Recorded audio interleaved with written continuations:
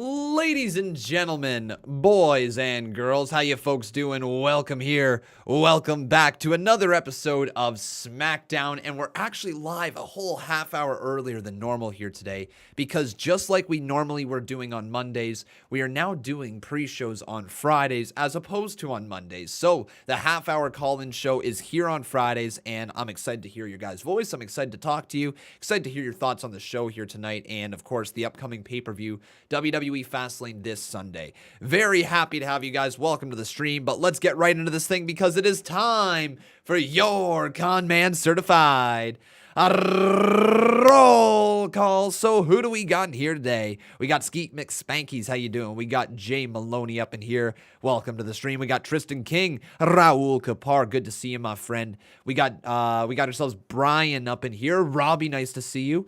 We got Zaya. How you doing? We got Melinda Ford. Cole Mario was in here. We got Judy Freeman. We got Mr. Tourniquet, nice to see you. I see Joel up in here. How you doing? Freddie Guap is in here. We got Kakapopo. Lil Willay, how you doing? We got ourselves, oh, now the screen's moving really quickly. We got J Money Jeff in here. We have Lux7, how you doing, buddy? We got Monte Prince, welcome to the stream. Nathan Hamill, welcome. We got Nicole McQueen up in here. We got Thomas Noble up in here. Goat God. And let's give it to three more people. We got Ross Blocks, we got Roger Dodger, and we got ourselves Marco Jacobs. Welcome to the stream. It's nice to have you guys. So, if you do not know here, and this is the very first time you're seeing this because maybe you only decide to watch SmackDown and you don't watch Monday Night Raw, what we do is we have some live calls here that we take your live calls. There's no other way to put it. We take your live calls through our Discord server, and all you got to do is join the Discord server, and the link is down in the description below. Upon joining, you're going to see a whole bunch of stuff like this. You're going to just basically have to agree to the rules, okay? So click on the rules section, click on the little green check mark right here. You can either click on, like I said, the little hashtag rules or into the rules section. Click on the green check mark, scroll on down, and you see this live call wait room. Click or tap right there on the live call wait room, and that will enter you in. I will take people in one at a time. Hopefully, I'll be able to get to as many of you as possible here today. We still got ourselves about 25 minutes till the show, so probably about 20 minutes of live calls. So here we go, everybody. Let's see who's going to be up first. So welcome, everybody, to the stream.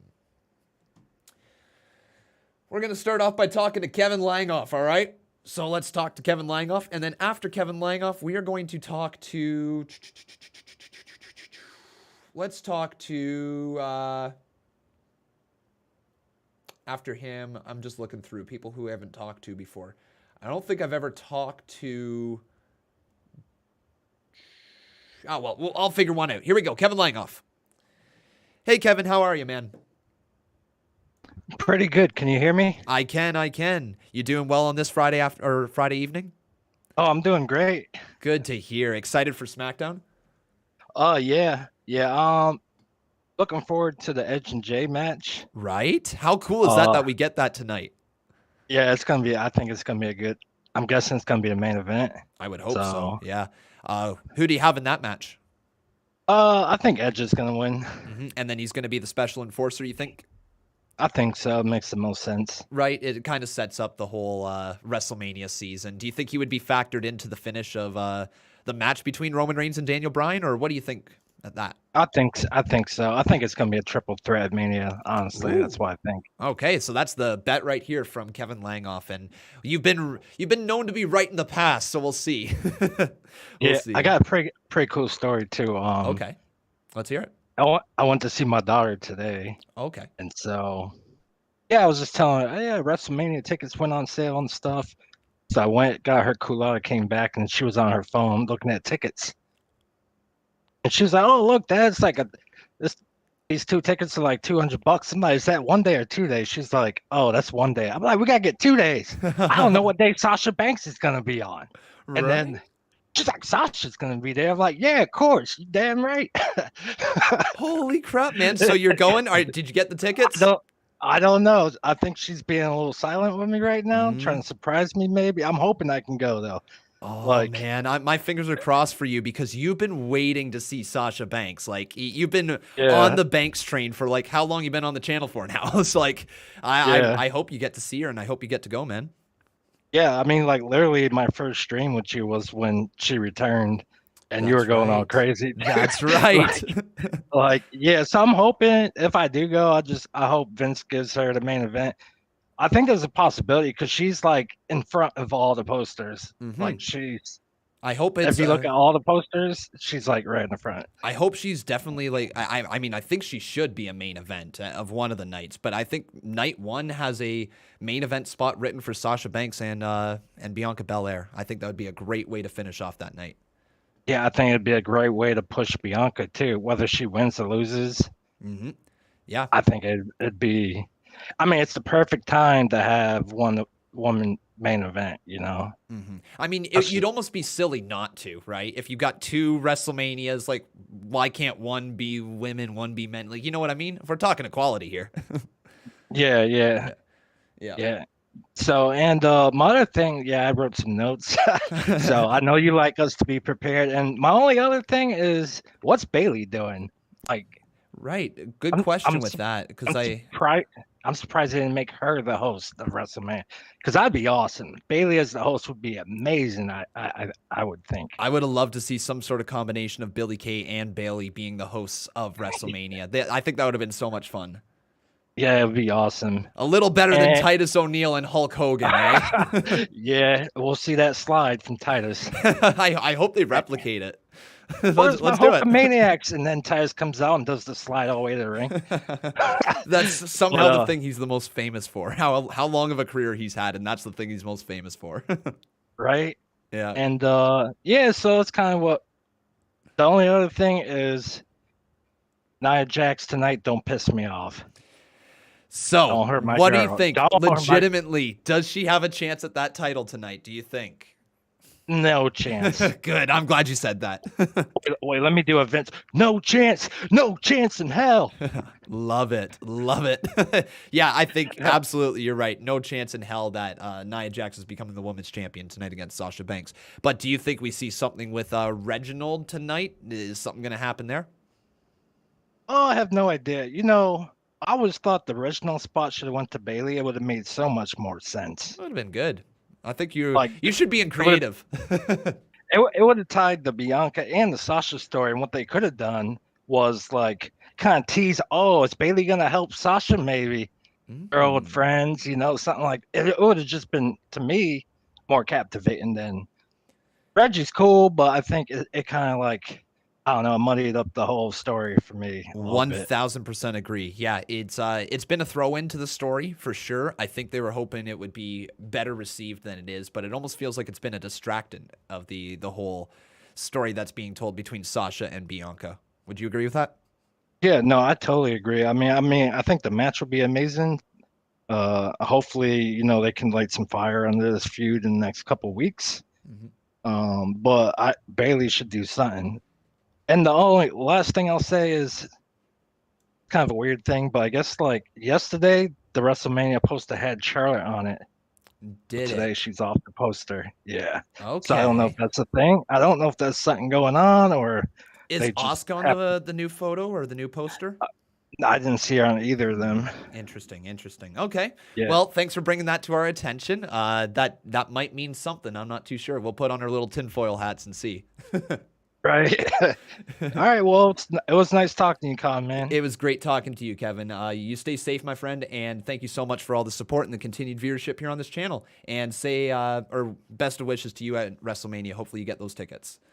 Yeah, I hope so. Thank you, buddy, and we'll talk to you later. Enjoy the stream. All right. Bye. Bye. All right, guys. Up next, we got ourselves Dave Arua. You know what's up, guys. We're going to get Dave. But by the way, Lux7, thank you, dude, for that 20 bomb. I appreciate it. And I see we also had ourselves another donation in there, a $1 donation from Jason Barker. Thank you so much, guys. I appreciate that so very much. But here we go. Dave Rua is coming in next. Hey, Dave. How are you, man?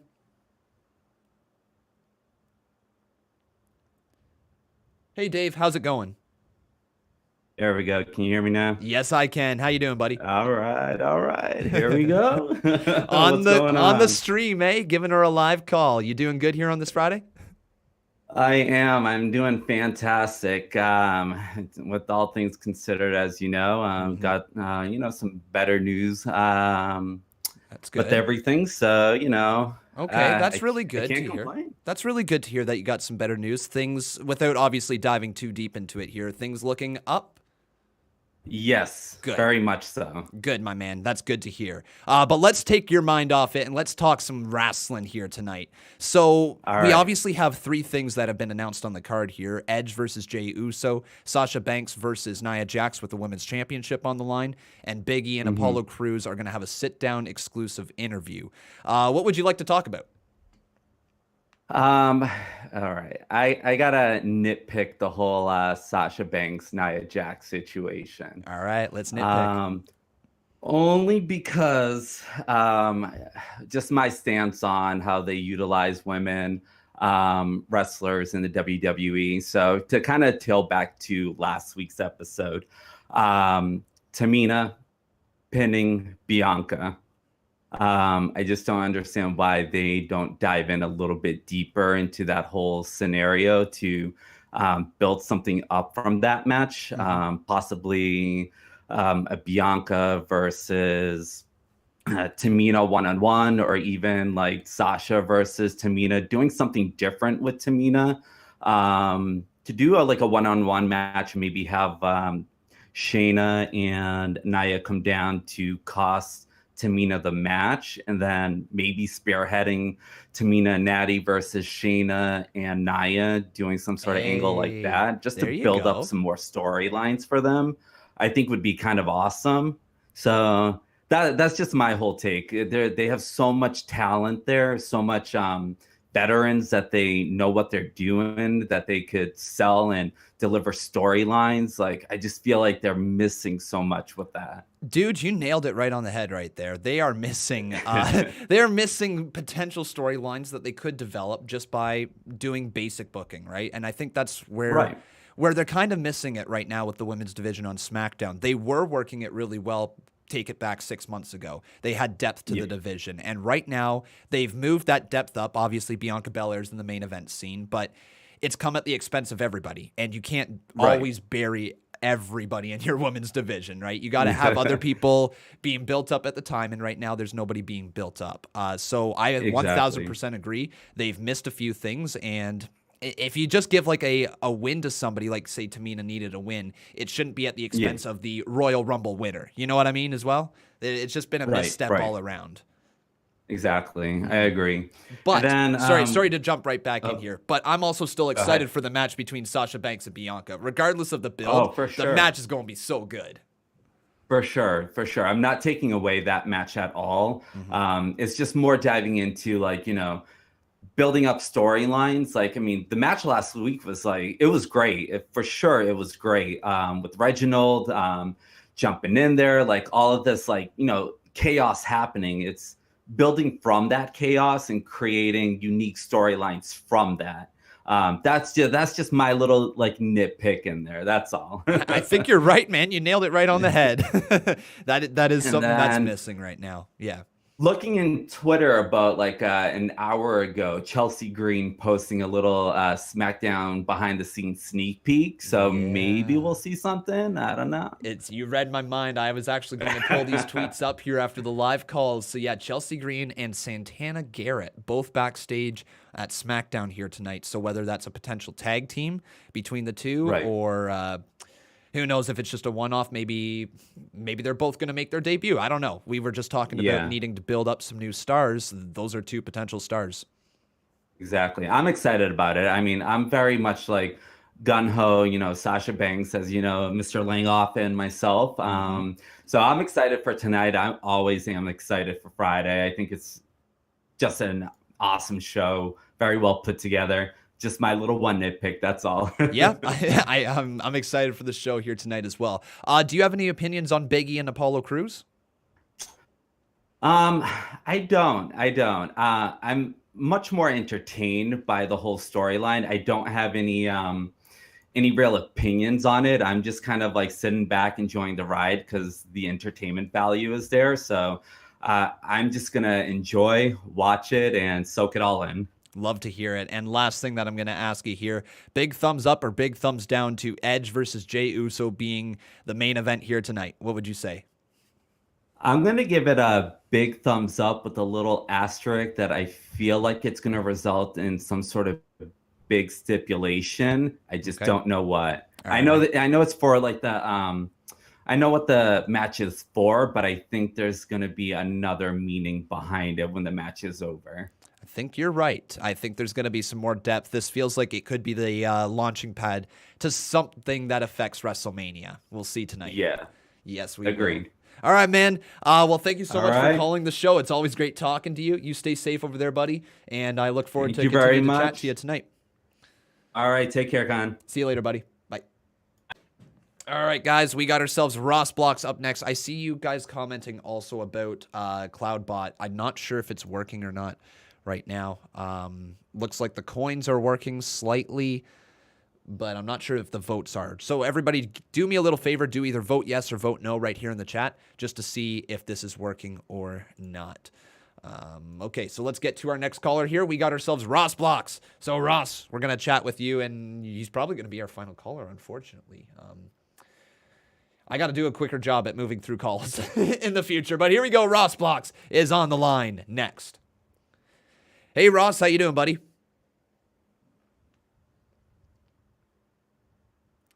Hey, Ross, how are you?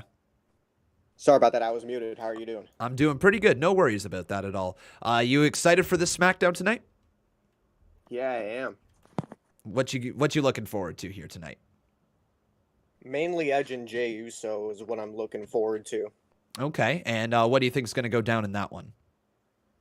I feel like there's going to be a bit of, well, not a bit of, there's most likely going to be interference between either Roman Reigns or possibly Daniel Bryan as well. Okay. During the match. Okay. And go ahead. Sorry about that. No, go ahead. Okay. And for the winner of that match, I feel like it should be Edge because if it's Jey Uso, if he wins, we know that the favor is going to be in Roman Reigns because of the family. If it's Edge, it will be more neutral because some people will think that Edge might favor Daniel Bryan, but remember last Friday on SmackDown when the show ended with a running knee to Edge. So I don't think there's going to be any favoritism at all when Edge becomes the special enforcer. Yeah, I think that's a much more captivating story for sure, my friend. Edge over Jey Uso because it's very much Jey Uso is in the corner of Roman Reigns, and we've seen that already, right? Whether it's not against Daniel Bryan, but like we've already seen them, like that feel, that vibe of Jey Uso helping out Roman Reigns. So Edge, the question being, who does he help on the road to WrestleMania? Does he want to face Reigns? Does he maybe want to take an easier way out and take the smaller man in Daniel Bryan? You know, I think that's a much more captivating story. Yeah. With Edge, I feel like it might go back and forth a little bit at Fastlane. Yes, for sure. Thoughts on Sasha Banks versus Nia Jax? Sasha all the way. Why is Nia Jax even competing for that title? Crazy stuff that she actually is, right? And the fact that Nia Jax has pinned like the women's champions of both Raw and SmackDown within the last few weeks, insane stuff. Yeah, might as well put Reginald against her because time checked, Reginald has pinned Nia before. Hey, I'm here for it. Let me see more of Reginald and less of Nia. I don't care. Yeah. And last thing here, Big E and Apollo Crews. Are you excited with their build? What do you think about it? I'm really excited with the direction that Apollo is going. I would really be excited for Apollo to take the Intercontinental Championship at Fastlane. Mm-hmm. It seems like people have cooled off a little bit on Big E. Apollo Crews is the new kid on the block, kind of, with this gimmick. I think it's time to put some gold around him and see what he can do. Big E hasn't really panned out as much as we thought he would. Yeah, it's true. Mm-hmm. Well, man, thank you so much for calling. If you got anything else, this is your last chance right here before we preview the rest of the show. Got nothing else. All right, man. Well, sit back and enjoy the stream, and hopefully it's a good show. Yep. Thank you for calling, buddy. We'll see you later. See ya. Cool, guys. All right. And I hear you in the live chat. I hear you. We got to do newer callers. So next week, everybody, we are going to be going in the direction of all new callers, people that we have never talked to before, okay, guys? So next week, right here on the Friday pre-show, we will be taking live callers, but we will also be taking entirely new people that we have never chatted to. So next week, if you want to give a call, that's your chance. I just want the first one to be people that I already know have their microphones turned on, that they've got good conversations to have, things like that. I just wanted the first one to be like that. So next week, everybody, new people. All right. So it's SmackDown time, or at least 8 minutes until the Big Blue brand goes live. And let's give the official preview of the day. So first, before we get too far into it, I want to kindly ask you guys to please make sure you leave a like on this video. All right? The likes on this video is super duper duper important. They help out big time. They push us into the search rankings and all that stuff. So make sure you leave those likes. Let's reach it to 200 before we officially go live, okay, guys? Like, before we officially start with SmackDown, let's hit 200. Also, the other thing that you can do before we begin, you can make sure that you subscribe to this channel, all right? You can see your name pop up there on the top left-hand side of the screen. And, of course, you can also follow me on Twitter at Conman167. Send your tweets throughout the evening, and you can see your tweets pop up over here on the side of the screen. And last thing, you can vote right through the live chat for any polls that pop up in here. If you're brand new to the stream, you do so by typing the exclamation mark, vote, space, and then whatever word you see at the far end. So for yes, you would vote yes, and for no, you'd press no. Simple as that, guys.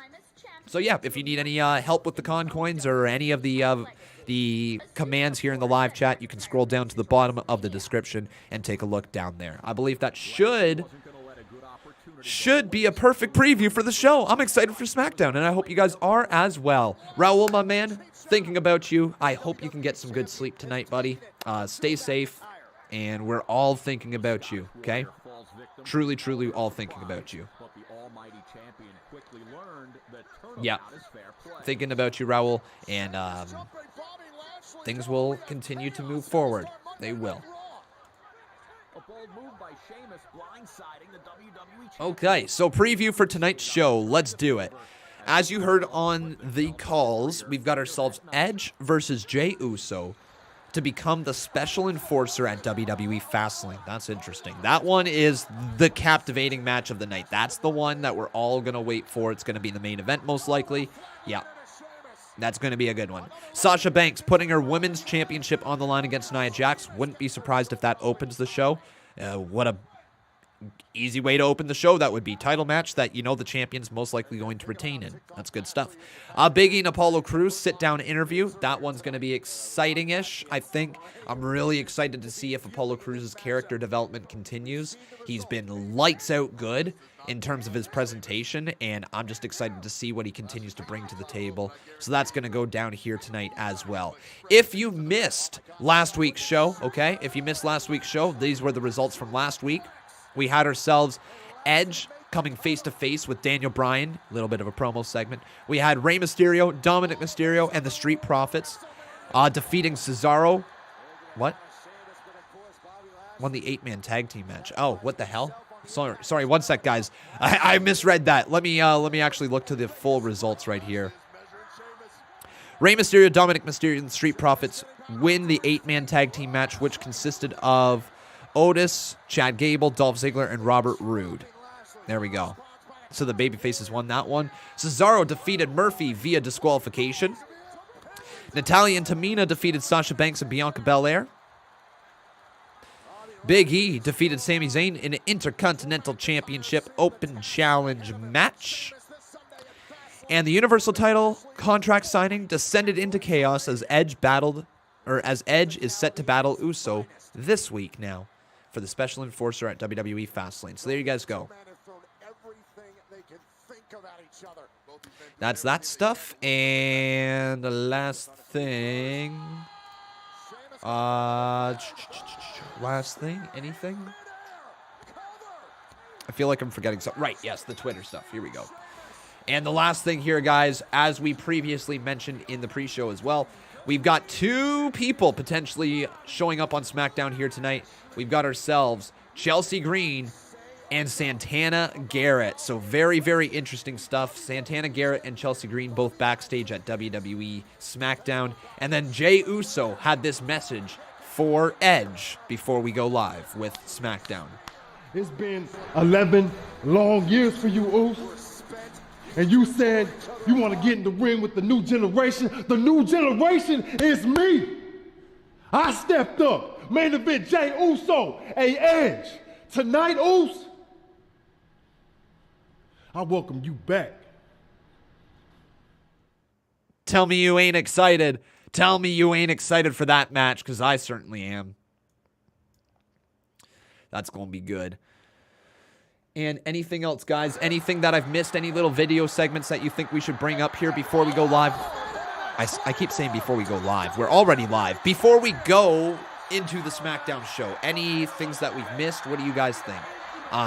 News from earlier today, Hulk Hogan and Titus O'Neil have been announced as the hosts of WrestleMania. An incredibly tone-deaf move by WWE. Just saying, so tone-deaf. Remember, this is the man you removed from your Hall of Fame a few years ago for racist actions or racist words or racist comments, whatever it was. So tone-deaf AF, but still... it's WWE being tone deaf. There's no defending it. It's a stupid move. Titus O'Neil, great job. Dad of the year. Awesome to be the host of WrestleMania. But come on, Hulk Hogan. Really? No. Let's move past that. We've got Billy Kay. We got Bayley. We got Titus. We got so many people that could be the hosts. You don't need Hulk Hogan. There's plenty of work that needs to be done for the Sasha Banks. But yeah, anyways, that's that right there within the world of wrestling. And here we go. Here's Seth Rollins.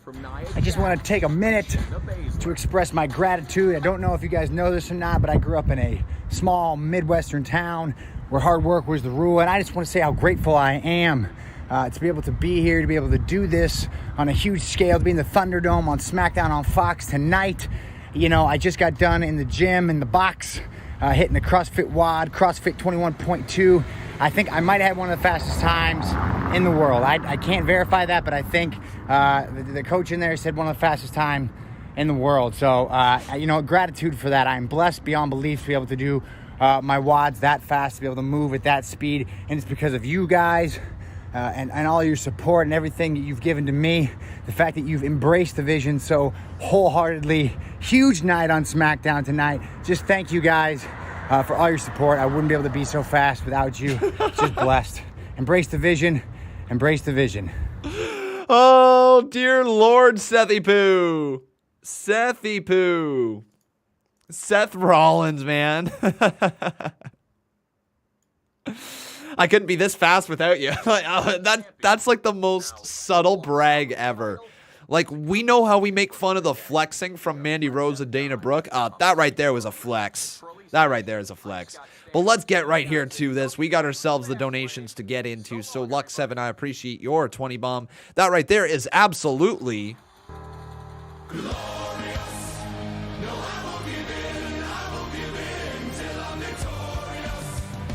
I will defend, I will defend. And with that, we've got ourselves a new boss. Lux7 becoming an 8-time boss battle champion. I appreciate that. And then Jason Barker over here dropping a 1 bomb. I appreciate that as well. Let's see what you got. Which random wrestling gift did you get? Oh, it's Sethy Poo. Speak of the devil. Look at that.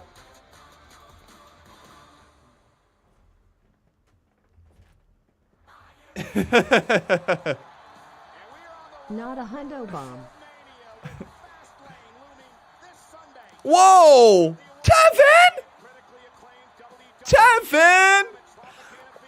Tevin! You just dropped a 50 bomb, man. Thank you. What are you doing these days? Tevin, I appreciate you so much, and I hope me questioning what are you doing isn't offending, but, like, what are you doing? Thank you, but what are you doing? Holy moly, man. Thank you. That is so incredibly kind. Wow. All right, I got to also turn off the alert box because I just realized that the Super Chat donation messages are still there. Tevin just be going off. Tevin just be like, hey, I want to do this, so I'm going to throw it on my back. I'm going to put this channel on my back. Lordy Lord. Here he is. Holy crap, now Lux7 dropping a 45 bomb. Thank you. Wow, money's flowing. But what are you thinking? What am I thinking? This is not because because of me. This is because of Reginald. Reginald! Oh, so Reginald is still a part of this? You screwed me last week and Reginald is still in your head? Reginald is not in my head. You know who's in my head? Nia Jax, the woman that I will beat. Wow. Wow, you really have an inflated ego. You know, I know you accomplished a lot. You're the boss. You're the standard. But this was a bad decision. Wow. I don't think I'm gonna come out there and save you. I didn't ask you to. Ho, ho, ho, ho, ho. Okay. Okay. I see exactly why, guys. They have decided to put Reginald into the story. They wanted a reason for Sasha and Bianca to be upset at each other. Now it's making sense. It wasn't making sense before. By the way, it's simp time. It wasn't making sense before. Holy moly. That was good. What an opening right there to SmackDown. What do you guys think? Thumbs up, thumbs down to the opening right there. All right. So, over here, we got this 50 bomb from Tevin Walker, the Skywalker. I appreciate that, buddy. He says, not a hundo bomb, but it's still a 50 bomb. That pretty pink right there. Gotta love it. Thank you, buddy. But with that, everybody on your feet, it's time for the yes chance. Yes, yes, yes, yes, yes, yes. Thank you so much, Tevin Walker. And look at Sasha, dear Lord. Wow. Wow, wow, wow, wow, wow. And then there's Nia Jax. Okay, that takes me out of it. Cool. Not a hundo bomb. Appreciate that, buddy. So here comes Nia. And she's going to be taking on Sasha Banks one-on-one. Uno v uno. Oh, what the hell is going on? Reginald?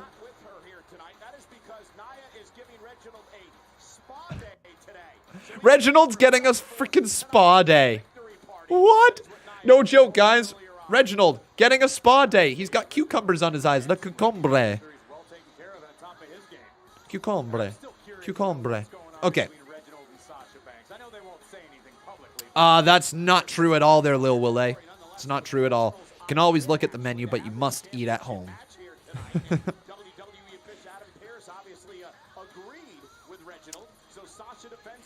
But with that, Tevin Walker, you became the new boss. You dropped a 50 bomb. The boss battle glitched out, but you're the new boss. Ball is for the SmackDown Women's Championship. SmackDown Women's title. Introducing the challenger, accompanied by Shayna Baszler.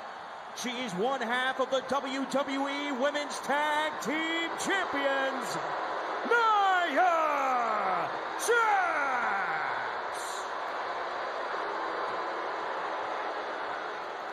And her opponent from Boston, Massachusetts.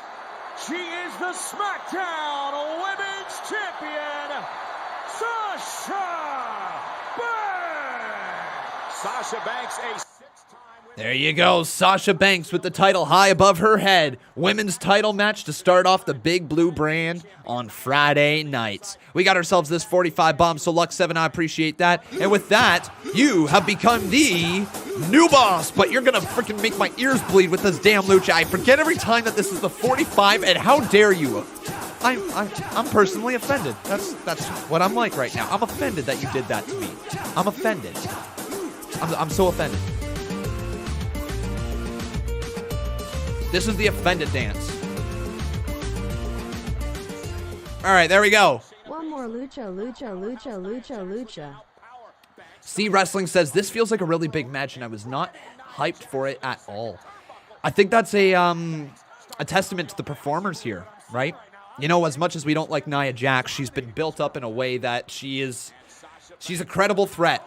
Whether we like her or hate her, she's actually a credible threat. And at any given moment, she could take a women's championship away. Like, she legitimately could. If you're looking at the story here and saying, okay, WrestleMania is coming up, it's most likely not Nia Jax. Most likely not. But she's a legitimate threat at this point. They could hot potato the title. They could. Nia Jax could be thrown in the WrestleMania match. You never know. And that's kind of the fun part about watching wrestling. You just never truly, truly know what's going to happen. You usually can expect something to happen, but the moment they swerve you, whoo, that's when wrestling's good. Look at the power. Nia Jax high above the head, and Sasha Banks just folds like one of those chairs from Walmart, and then a kick out there by Banks. But we got ourselves a new boss in the name of Lux 7, and with that, he's a 9-time Boss Battle Champion. And now Jason Barker, my man, he says everybody's spending a lot because they got that stimulus check. Oh yeah, that stimmy hit for you Americans, didn't it? Oh, that's making sense. That stimmy hit. Ah, there we go. Well, I appreciate the support regardless. Just make sure you're looking after yourself first and foremost. Because they got their stimulus check. Right? I always want to make sure that my viewers put themselves in positions to succeed themselves. I appreciate them allowing the channel to succeed, but always look after yourselves first and foremost. That's my one and only, well, not one and only rule, but a big rule that I have here with this channel. I love the support, but it's not necessary at all times, and I really want to make sure individuals like you watching right here can eat, can afford rent, can do all that, can live your life. Anyways, here comes Sasha Banks' opponent at WrestleMania, Bianca Belair, storming out to ringside. Wait, what's Bianca gonna do? Bianca telling her to get up. What? You got it, she says. WWE, thank you. Thank you. Finally, how many weeks are we going to be reiterating the point? Cut to commercial on high drama, low action. Every single time that should be the cut when you're in the middle of a match. High drama, low action. High drama, low action. Big moment in the match. Big move happens. High drama happens. Somebody comes down to ringside. There's the conversation between Bianca Belair and Sasha Banks. They're talking. She's saying, come on, you can do this. And you're asking yourself,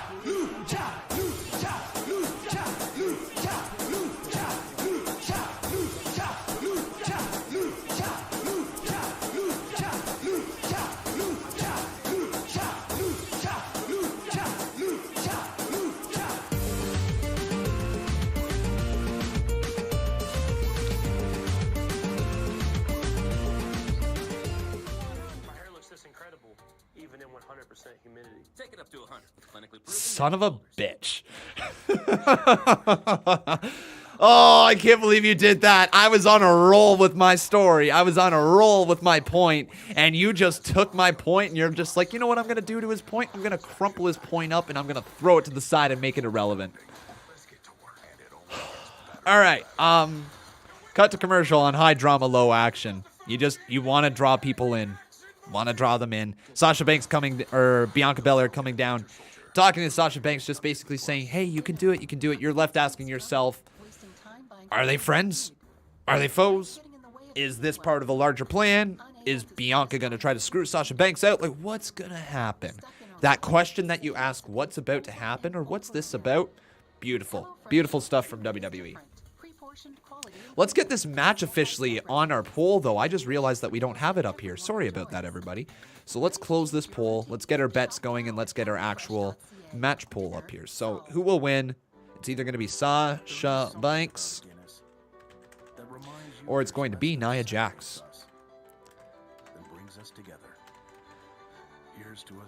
Cool.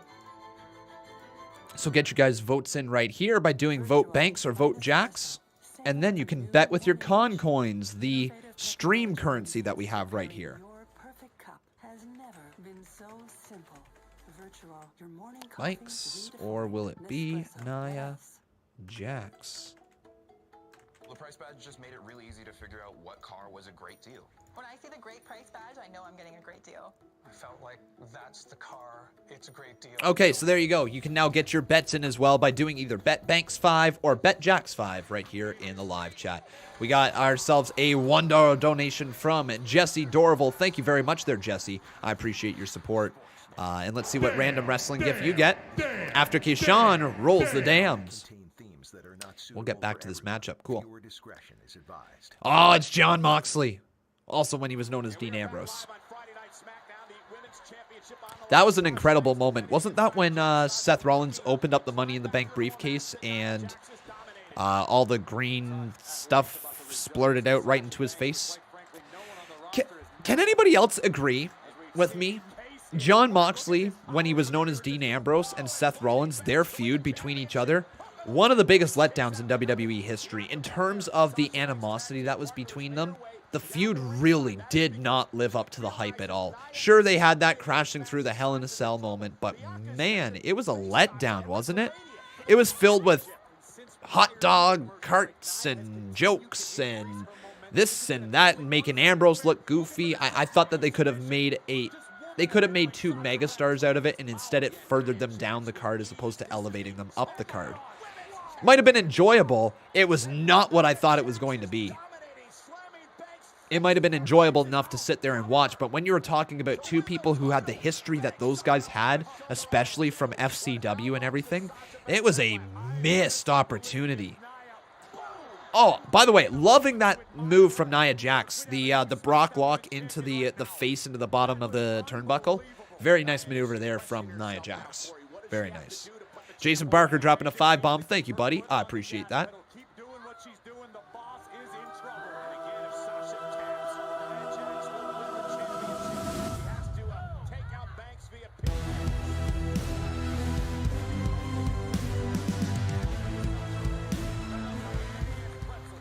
You should have a Stone Cold Steve Austin Dono gif. A Stone Cold Steve Austin Dono gif. Okay, my man. I will try to get that added in at some point. What amount would you like for that one? Oh no! Nia Jax! She just landed right on! And now a meteor to the back of the head to the covered count of 2. Kick out by Nia. Let's see. Oh my god, we would have to do $3.16, wouldn't we? It would have to be $3.16. It would have to be. It would have to be. Yeah, it would have to be that one.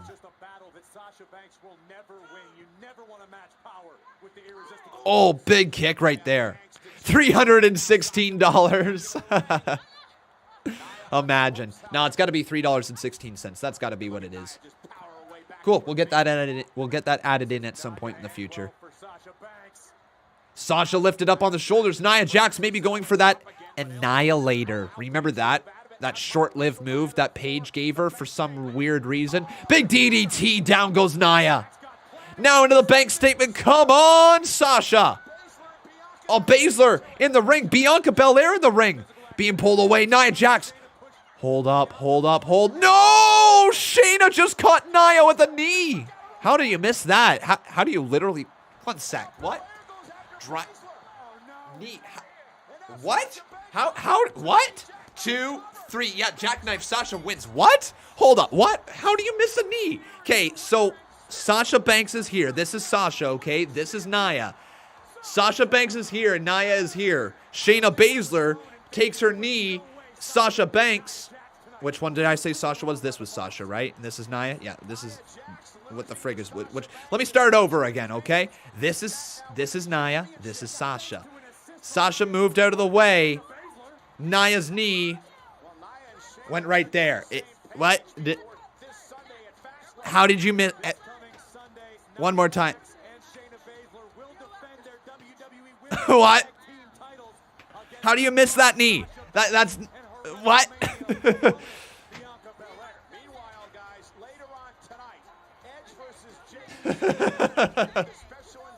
So now Bianca Belair and Sasha Banks are friends again ahead of their tag team title match this Sunday. Obviously, Nia Jax and Sasha Banks... Nia Jax and Shayna Baszler will retain then, and that should lead to the devolving of the feud even more between Sasha and Bianca. Looks like they're back in the same page right now. WrestleMania is over now, Con, but thanks for the explanation and close-up of the knee. Saying it took forever? You saying that I take a long time to get to a point? Well, man, just as I continue to babble around this point right here without actually making one, you, sir, may or may not be correct. I don't know. Conman may or may not take a long time to make a point. Realize how I just spoke for about 30, 35, 40 seconds, and I haven't made a single point.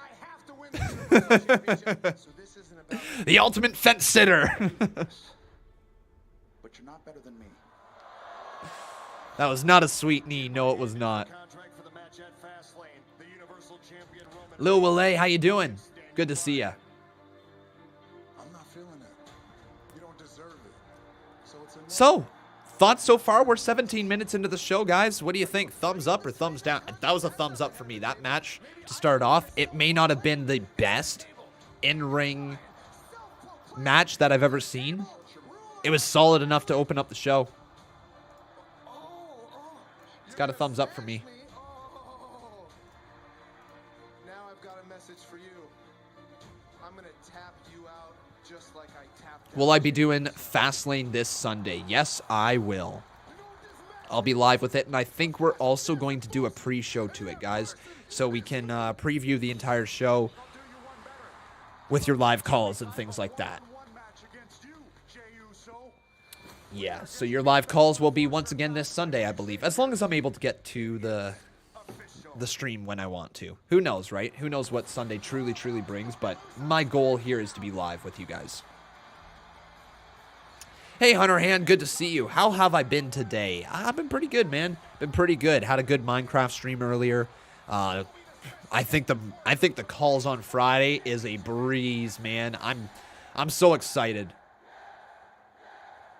I'm so excited for... Ladies and gentlemen, please welcome my guest, the man who will face Jey Uso. I don't even know what I said. Anyways, here's Kayla Braxton. Enforcer at Fastlane, the winner of the 2021 Royal Rumble match. Jordan Dunbar says, thumbs down.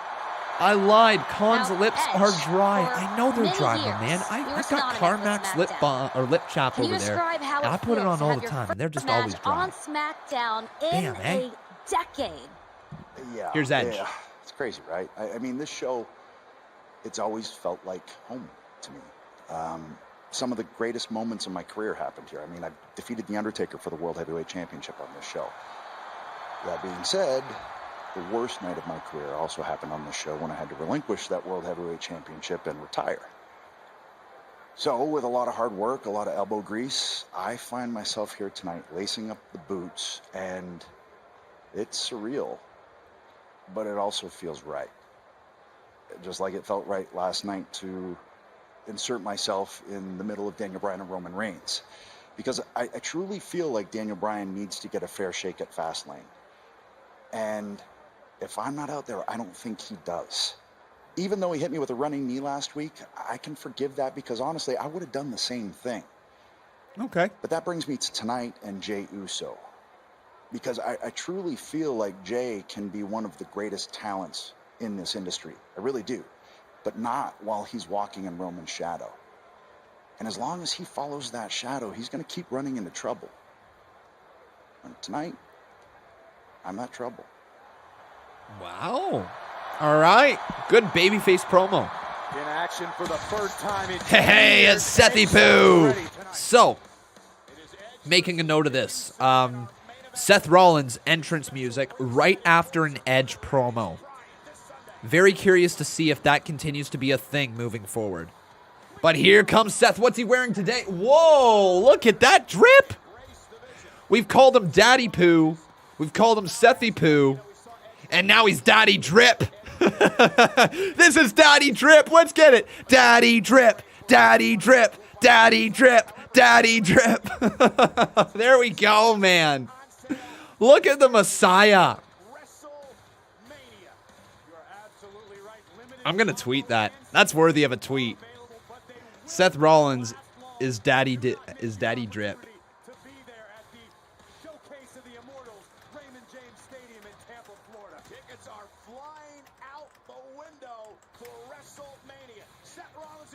Yeah.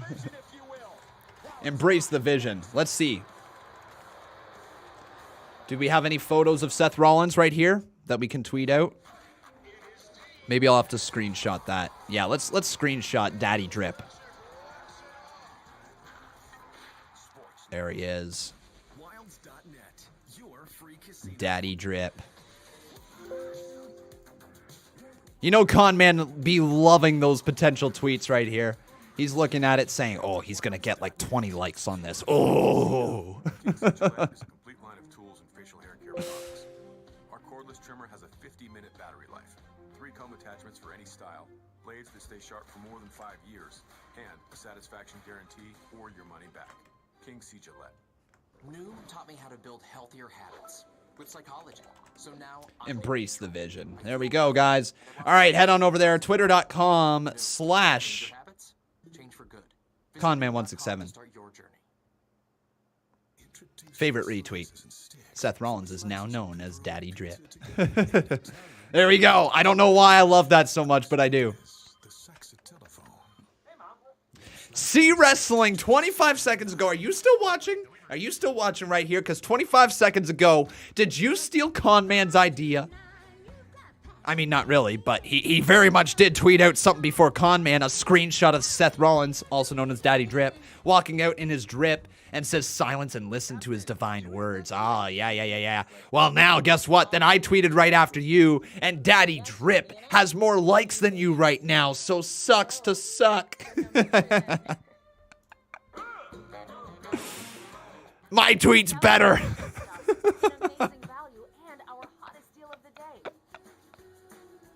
Oh, buddy.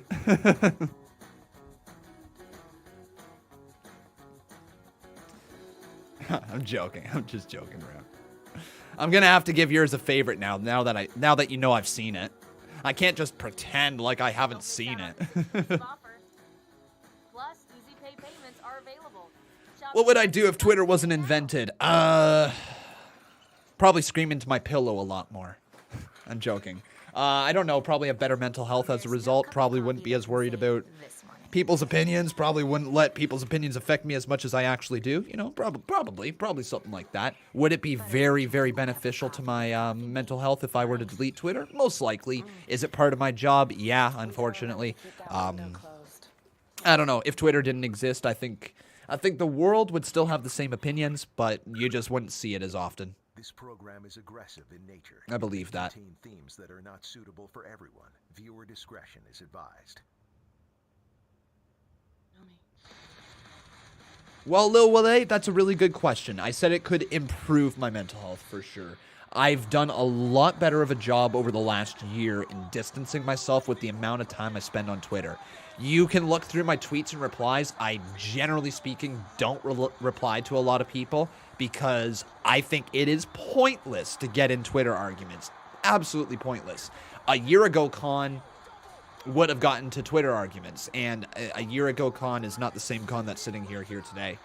And I don't know. I think I've avoided doing that. I've avoided just getting into bickering. Anytime that I see a comment and I find I see a tweet and I click on the comments, I don't allow myself to scroll more than 5 or 6 scrolls. If I click expand, same rule, 5 or 6 scrolls at most, and you got to be done. Otherwise, you're going to fill your head with just so much negativity. And that's what happened, a year and a half ago, when I was very, very, very brought into the whole idea of social media and being a presence on it. It turned out to be very draining on my brain. And so distancing myself a little bit in that direction was really, really good. Also being more willing to mute and block people is also really good for my mental health on Twitter that way. But yeah, it probably, I'm saying if I deleted it, it'd probably improve my mental health, most likely, in some way, shape, or form. I don't think it's a detriment to these days anymore. It definitely was a detriment a year ago. You guys want to see the most tone-deaf pairing you have ever seen? This is literally the most tone-deaf pairing ever. I'm sorry. Who the frig thought this was a good idea? Probably the same people who thought it was a good idea to continue to employ Velveteen Dream. Okay, here we go.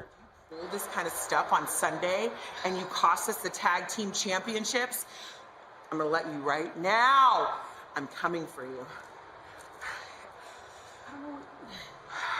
Look, I'm sorry. I don't want to hear I'm sorry.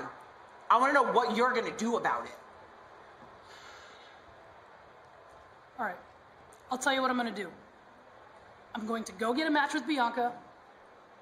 I will kick her head off and give her the nastiest beating of her life. There you go. There's the follow-up. Sounds like Shayna Baszler looks to right the wrong she caused a few moments ago. And it's Daddy Drip. Seth Rollins. I recently made my triumphant return to SmackDown after I like this character. lengthy hiatus, and when I did, the entire SmackDown locker room came out to the ring, surrounded the ring to greet me like a king. Now, let's make no mistake about it, it's not because they like me. Some of them might, but most of them probably don't. That's fine, it doesn't matter. They came out to greet me because they respect me. They respect everything I've accomplished in this ring. And so, do they? When they all turned their backs and walked out on me, I respected their decision to be idiots. Man, that jacket is dope. But I there's want one that. Can I have person that for this? Can I? took I would wear that every stream. It would probably smell after a while, but still, I'd wear that every stream. Cesaro. This is such a dope suit jacket. Stayed out here by himself. He stood right there. He looked me in my eyes. He disrespected me. He humiliated me. He embarrassed me.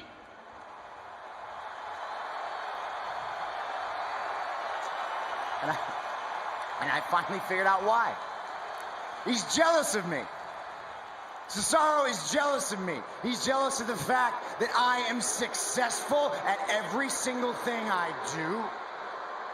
He's jealous of the fact that I am Was that really loved 6 months ago, everywhere Blake I go, Lewis? and Wow. He's jealous of the fact that I am a WrestleMania main eventer. Yeah.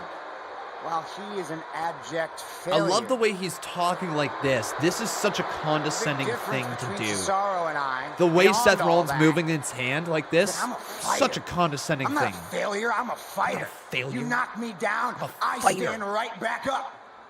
And after what Cesaro showed us last week, you can't really say the same thing about him. Oh, Seth was humiliated by the swing 2 weeks ago. He had flashbacks last week. Yeah, there was Seth Rollins attacking Cesaro last week. Rollins ambushed and went off on Cesaro. And then here came the stomp. Daddy Drip with the daddy stomp. Flattening the Swiss supermarket. But that wasn't it. Rollins wasn't done, and here was the daddy stomp again. Emphatic stomp for Cesaro. I really hope he starts calling it the daddy stomp. I love it.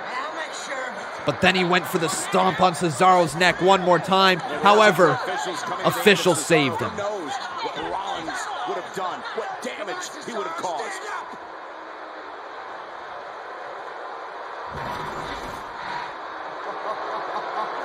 Rollins loves his handiwork.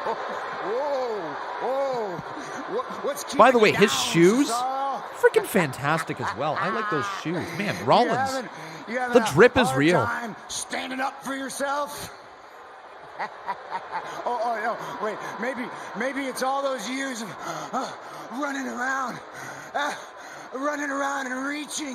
and reaching for that brass ring. Oh! Damn. Shots fired. Listen to me very closely, Cesaro. You swung me 22 times. He doesn't like that. I counted. And you will never disrespect me or embarrass me like that again. Wow. Because I'm Seth freaking Rollins. And you... Because I'm Seth freaking Rollins. The biggest waste of potential Oh. in the history. Wow. WWE. And here comes Nakamura. Well, what a promo there from Sethy Poo, from Daddy Drip. Talk about disrespect. You come out here and interrupt me for what? This feels good. This flow feels really good. Don't you step another foot near me. As Nakamura keeps walking forward. You tenfold. Shinsuke, listen. Hey, listen to me. Don't disrespect me. Look, you're better than Cesaro. He's getting in the ring. You're better than him. You are more of a man than he will You're better ever than be. Cesaro. All right? I know you respect me. You didn't stand out here. You walked away like a good man. I know you.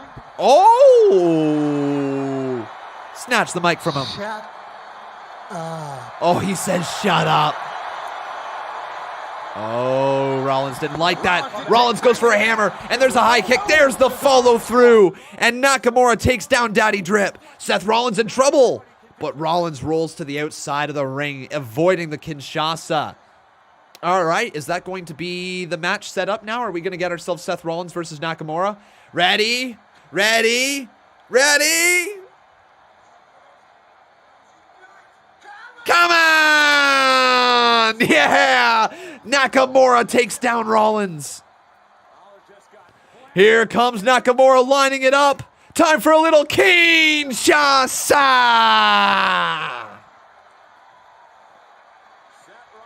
Nicely done. Great little segment. Excellent promo, excellent presentation, building Cesaro up, built Nakamura up, set up a match. Excellent stuff. 10 out of 10 would watch again. Good job. You're really going to keep calling him Daddy Drip now, huh? And we're all going to act normal? Well, I mean, hey, if you don't like Daddy Drip, well then, Daddy Drip. Yes, I'm going to keep calling him Daddy Drip. It's too fun. I'll probably mix in his real name from time to time. Who knows?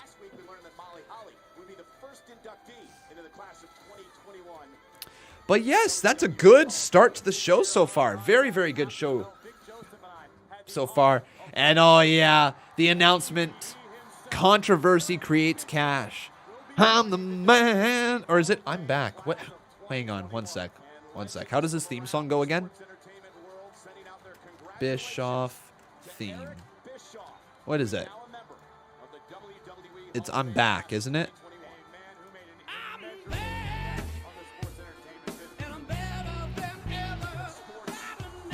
There it is.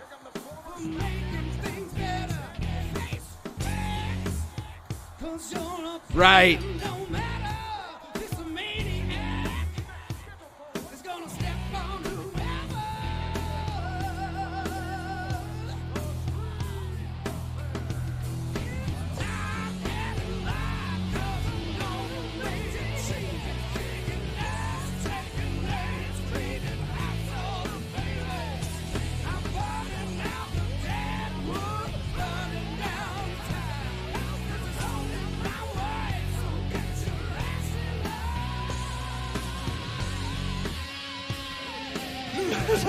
Oh, you jerk!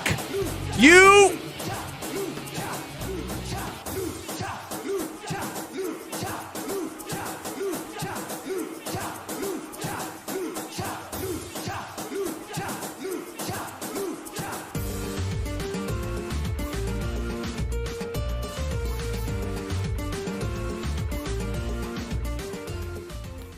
Not have eaten that third churro. You jerk. If we do this, we're gonna do it our own. You absolute jerk. You know what? No, I'm going to take it one step further. You're a jerk butt. That's what you are. You're a jerk butt. Now streaming only on Disney Plus. Okay? Take a butt. Like, take a butt. Take a jerk. You're a jerk butt. That's what you are. Oh, wow. All right. King C. Gillette is a complete line of tools and facial hair care products. So, here we go. Back here to some donations that we got. I missed the red solo cups. Of course I did. Yeah, freaking jerk butts out here. Jerk butts galore.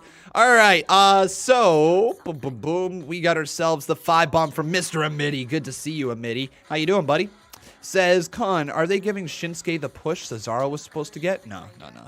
I think what they're doing is they're using Shinsuke as a bit of a filler feud for Rollins before Mania, even though Rollins is still going to probably go up against Cesaro at Mania. So they're using the friendship between Shinsuke and Cesaro to kind of bridge the feud, give it a little bit more depth, I guess. It's just easy storytelling, easy way to fill up the a good 25 minutes here on SmackDown. I mean, you do the promo segment that we just saw, and then you follow up with the actual match at some point. You got 25 minutes to close to a half hour to fill your show. So it's a good little segment. Thank you, Amity. Con, are they giving Shinsuke the push Cesaro was supposed to get? Wait. C Wrestling. No. Wait, no. Did you pass me, you little... We're just talking... Super sub. Thank you. Did you... No, C Wrestling. So mine's sitting at 35. Hang on, C Wrestling. No.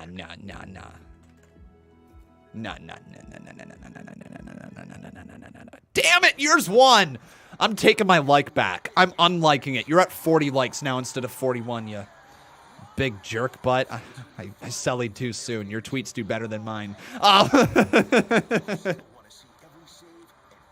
My Twitter game is not strong. So thank you, C Wrestling. Yeah, I guess that helps cushion the blow a little bit. That was me looking at it. Damn.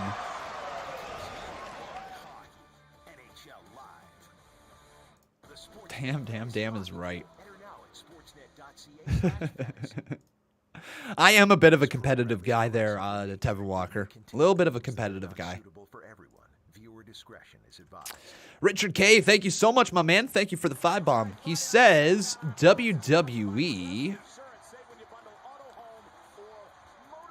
should give major Universal Championship or WWE Championship pushes to Elias, John Morrison, Baron Corbin, Ricochet, and Cesaro. WWE should give major Universal Championship at some point. Or WWE Championship pushes to Elias, John Morrison, Baron Corbin, Ricochet, and Cesaro. Yeah, I mean, hey, like, they're all very talented people. All very, very talented people. Here comes the Mysterios. Dominic, is he still wearing like his dad's attire? Like,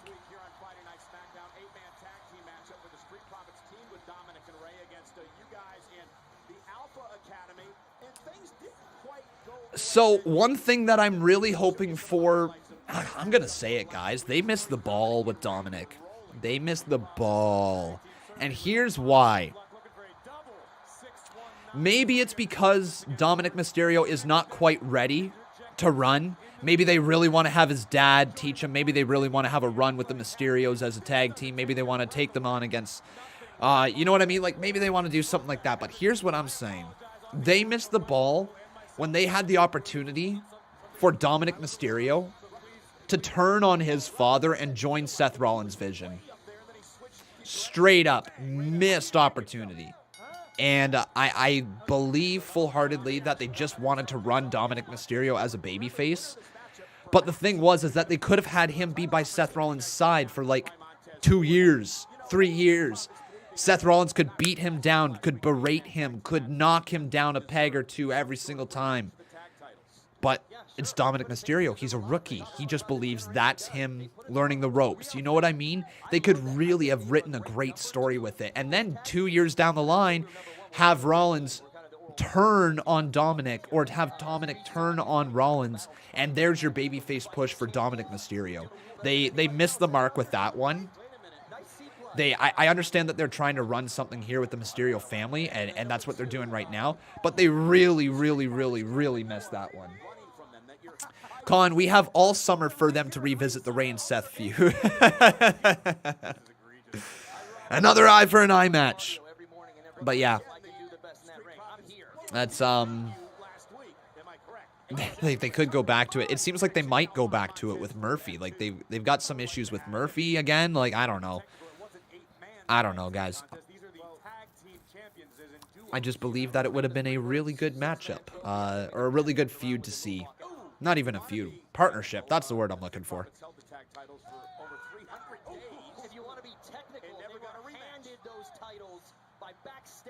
Don't have either of these guys on the screen right now either. Let's try to get them on the screen. So Dominic, Mysterio. Do you guys like Robert Roode and Dolph Ziggler as tag team champions? Thumbs up or thumbs down? I mean, it's very obvious at this point that it's most likely going to be Mysterios walking out with the tag team titles at Mania, right? Like, I think we all see that writing on the wall. This is Rey Mysterio's last big run. Dominic Mysterio's being built up. They're going to try to get his son over. And that's totally what they're going to do, right? And I'm okay with that. Would like to see them as a tag team and run as the tag team champions, but... Oh, God! Montez Ford just took his damn head off. Montez! Big slam! 1, 2, kick out. My, oh my, what a clothesline. Wow. All right, so Dominic. And...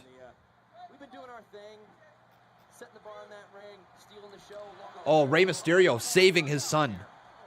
Crazy to think that this is actually his son. Kick right to the face from Dawkins. Big Hurricanrana there from Dom into the cover. 2. Wow. Wow. The Mysterios just pinned the Street Profits. The look of shock on Angelo Dawkins' face. Dominic Mysterio just pinned Angelo Dawkins. Oh, here comes Otis and Chad Gable.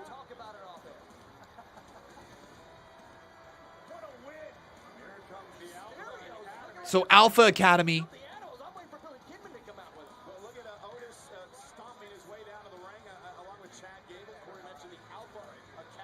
So what's up next? Here.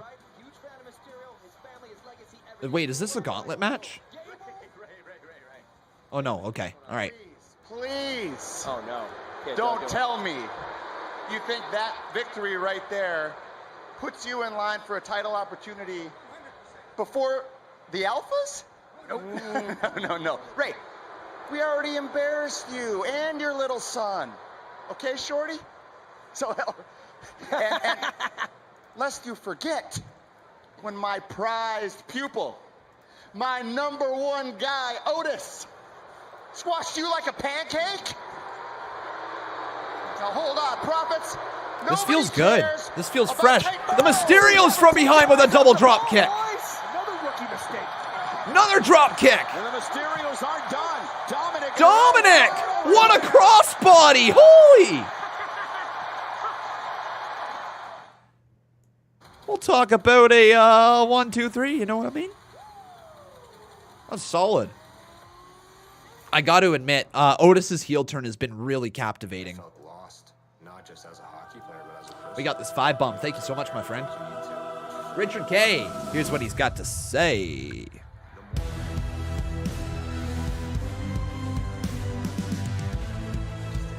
Oh, that's a good idea, Steve. Edge beats Roman. Lesnar comes out, decimates Edge, hold up the belt, and we get Edge versus Lesnar at the next Saudi show. Or thoughts? So Edge beats Roman, Lesnar comes out, decimates Edge, holds up the belt, and we get Edge versus Lesnar at the next Saudi show. I mean, if it wasn't the Saudi show, I'd say bring it on. I'd say bring it on. I like what Roman has done, and I'm not really sure if I want to see Edge be the man who takes the title from Roman, but I also don't know what story they could tell at Mania that doesn't end with Edge winning the title. You know what I mean? It's a tough situation. I don't know, guys. What do you think? Who's going to win the title at WrestleMania? Edge or Roman Reigns? Here's why Daniel Bryan might be in that match, okay? Here's why Daniel Bryan might be in that match. Because they need somebody to take the pinfall. If you're going to put the title on Edge, let's say, you don't really want to see Roman get pinned at Mania. So then maybe Bryan's the one taking the pinfall in his final run. Maybe that's how he does the job. I don't know, but what do you guys think? Lots of people saying Roman. Okay, Roman over Edge. Roman over Edge. New curbside pickup at participating restaurants. John, I've updated your financial. Because then, here's the thing, if that's the way you take the title off of Roman, you can make Roman become a more unhinged character. That's one of those characters that could become more dangerous from losing if he doesn't lose straight up. Right? If, let's say Daniel Bryan got pinned in a triple threat match at WrestleMania and Edge became the new WWE Universal Champion. Let's say that happened. Well, then Roman Reigns would have a claim to be pissed off. He'd be like, I didn't lose my title. I wasn't pinned. You know, it's the classic heel excuse. I wasn't pinned, so I deserve a rematch. And you know WWE loves their rematches. They love their rematches. And so they might go in the direction of, like, you know, say Edge versus Roman. The next pay-per-view after that. Or something along those lines. Or maybe they pushed it further to SummerSlam. Maybe they wanted the match to be at SummerSlam. Who knows, guys? Who knows? That's the exciting part with wrestling. Just never know what's about to come along. Aled Thomas, thank you so much, buddy, for your 5-bomb. I appreciate that. Hopefully you're doing well. Yeah, there we go. See wrestling? There you go. Putting it all together. I like that. I do like that. Because we do know at this point, Edge versus... Oh, we got the tag team match. Sweet. So Mysterios pulling double duty. We do know that the match between Edge and Roman Reigns can sell. At this point, we know it can sell. It doesn't have to sell because WrestleMania is the selling point of WrestleMania at this point, right? The card of WrestleMania really doesn't matter anymore. I mean, it does, but it doesn't, right? WrestleMania is the selling point, just like the Royal Rumble is the selling point of the Royal Rumble. Say something like SummerSlam, yeah, it's the biggest party of the summer, but you still got to put on a good card, same with Survivor Series, you know what I mean? But WrestleMania and Royal Rumble fall into this very special atmosphere where it really doesn't matter what you put on the card, it's going to be memorable regardless because it's WrestleMania. And so that means you don't necessarily need to have Roman Reigns versus Edge as the one-on-one match at Mania. Even though it's the big match, it could be the big draw, it could be the big talking point. I think the triple threat between them could allow you some more clever booking scenarios, right?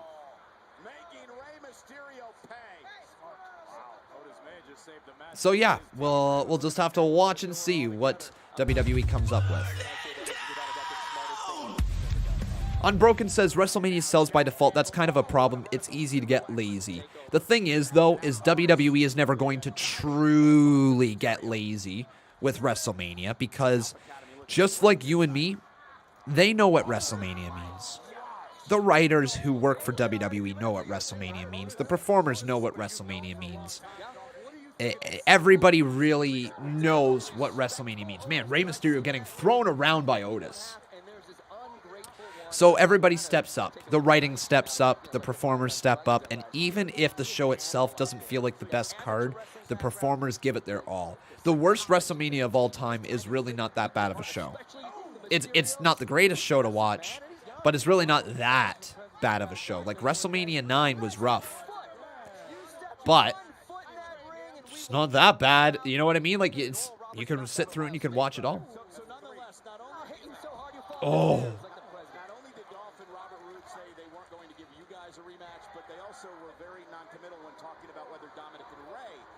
Yeah, the pay-per-view does sell itself, yeah. So anyways, what I'm getting at is that you can obviously have a great show regardless. As long as the talent is there, the show can be good.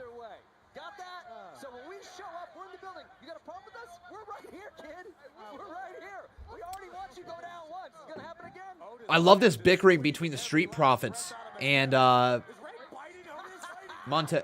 Street Profits and Dolph Ziggler and Robert Roode. It's actually pretty good right here. What a slam again from Otis. Are you kidding me? This guy has went from being a joke to actually a threat. Otis, headbutt. you got to definitely give kudos to Chad Gable in honing this character. It's a character that's working, and I'm surprised that it's working, to be honest with you. Tag to Gable is made, and a tag to Dominic Mysterio, and here we are. Dominic's flying. Hurricanrana. Nice move delivered right there. Now Dominic right back towards Gable, though. Oh, Gable! Hoo-hoo! Counters him into the cover. Count of 1, count of 2. Kick out by Chad.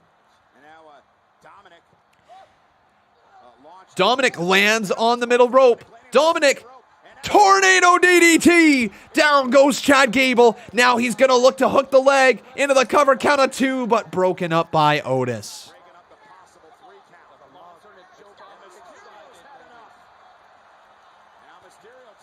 Thank you so much. I see the donations. We will get around to them here in a hot second. But Rey Mysterio sent into the barricade. Otis being built up more and more as a monster every single week. Dominic. Oh, wow. That was unique. That was incredibly unique from Dominic Mysterio. Into the 619. Caught by Chad Gable. Gable. Wait a second. What's Otis going to do? Otis makes the tag. Victory roll. What a suplex. Otis now to the top rope. Is he going to go splashing? Ladies and gentlemen, Otis is in the shallow end, and he just splashed around on top of Dominic. Cover, 2, 3. Wow.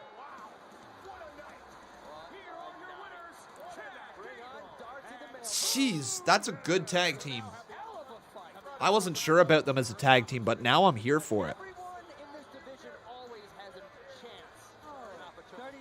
So, potential 4-way match at Mania? Potential 4-way match? I don't know, guys. What do you think? Yeah, let's talk about it. The division is hot. They're all around. We will welcome any takers, anytime. Any takers, anytime, he says. All these tag teams perhaps have a claim to getting a tag team championship opportunity. Well, we want to remind everyone. That was a good segment. Double thumbs up from Conman. Honestly, this show's been really good.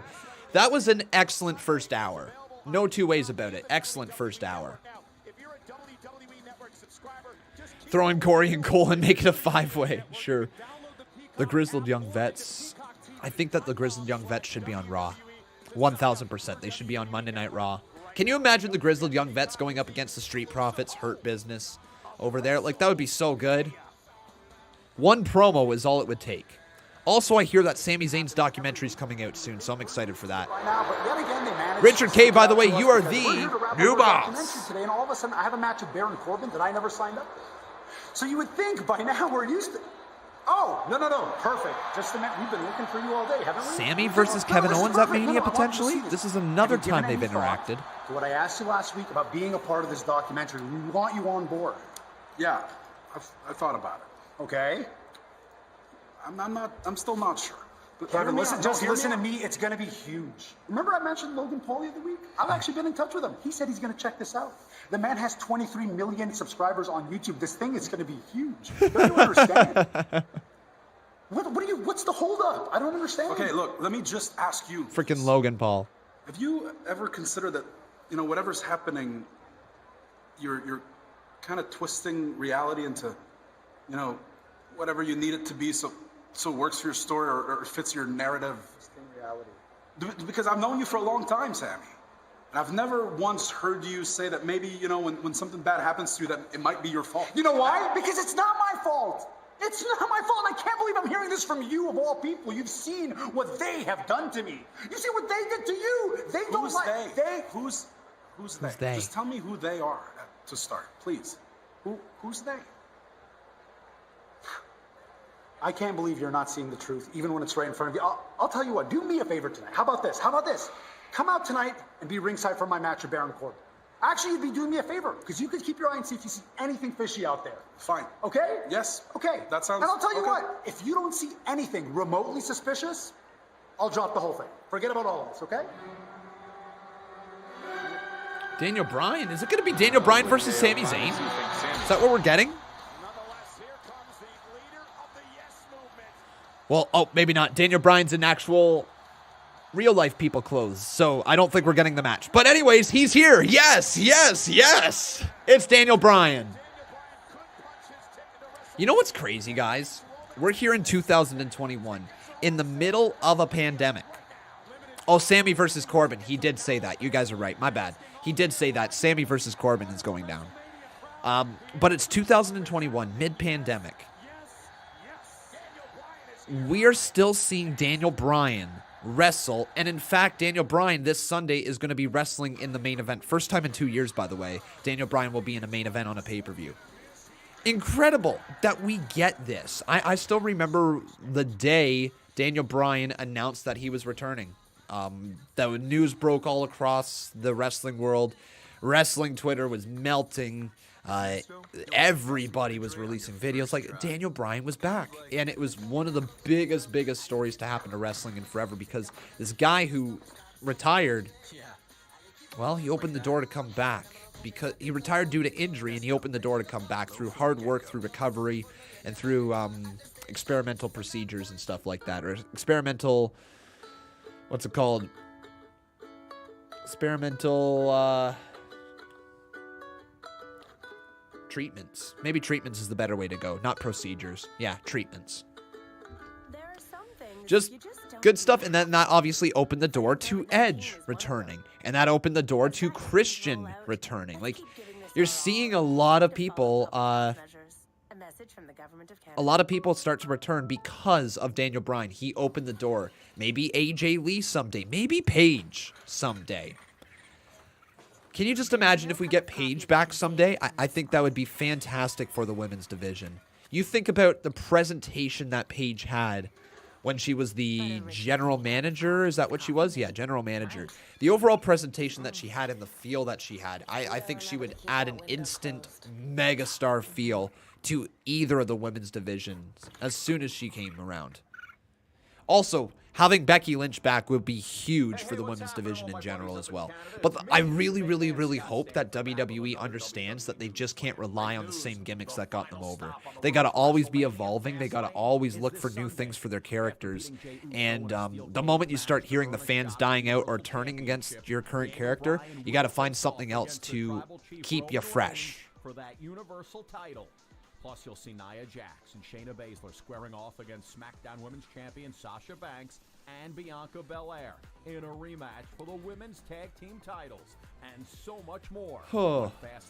Imagine being in 2017 and someone telling you that we could get Edge versus Daniel Bryan in 2021. We wouldn't believe it. Yeah, we wouldn't believe it. You're so right. We would not believe that that's the match that we're getting. You're telling me a random episode of SmackDown, the main event would be Jey Uso versus Edge? You're telling me 3 years ago we would ever have considered that? No, never. WWE, it's so unpredictable. As much as we say it's predictable, it's so unpredictable. You think you know me?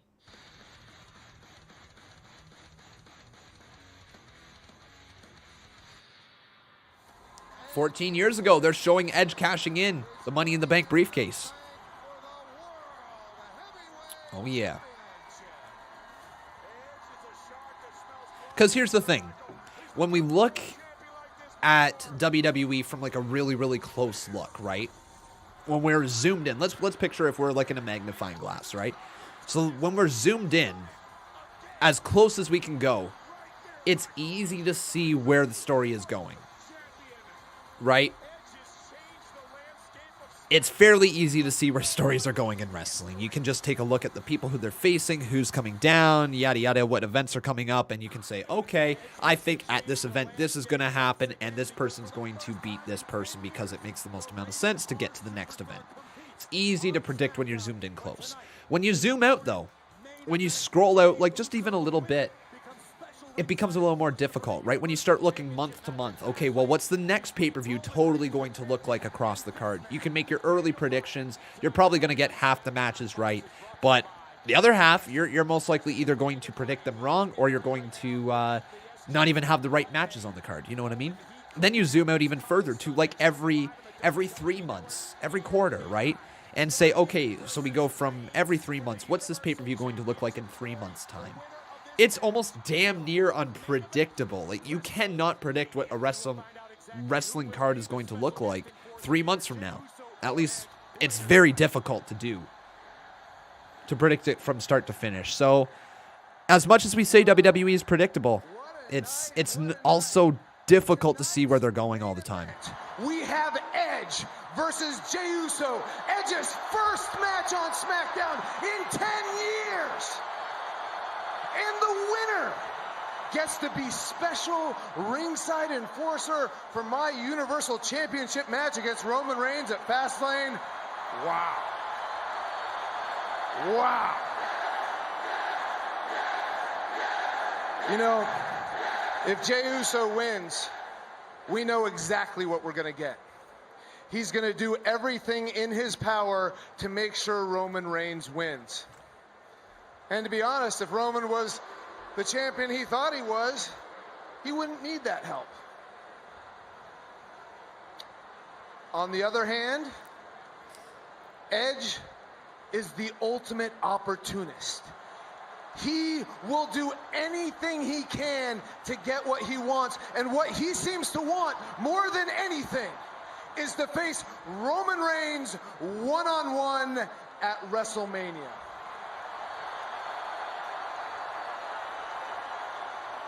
And I get it. I understand why. Because Edge doesn't want to face me. And Edge thinks he can beat Roman Reigns. But here's the difference between me and Edge. He thinks he can beat Roman Reigns. I know I can beat Roman Reigns. And I am going to prove it this Sunday at Fastlane when I do exactly to Roman Reigns what I did to his cousin Jey Uso, and that's make Roman Reigns tap out. Ooh. Aggressive words from Daniel Bryan. Make sure you guys leave a like on this video. There has indeed drawn the eye. And here comes the tribal chief, the head of the table, the big dog. It's Roman Reigns.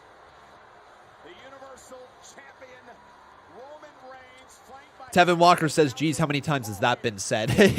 WWE is known for cliches. I mean, you got to really admit, WWE is all about stereotypes, cliches, repetition. It's as... I hate saying this because I'm a big fan of wrestling, and I'm a big fan of WWE. I watch it every single week.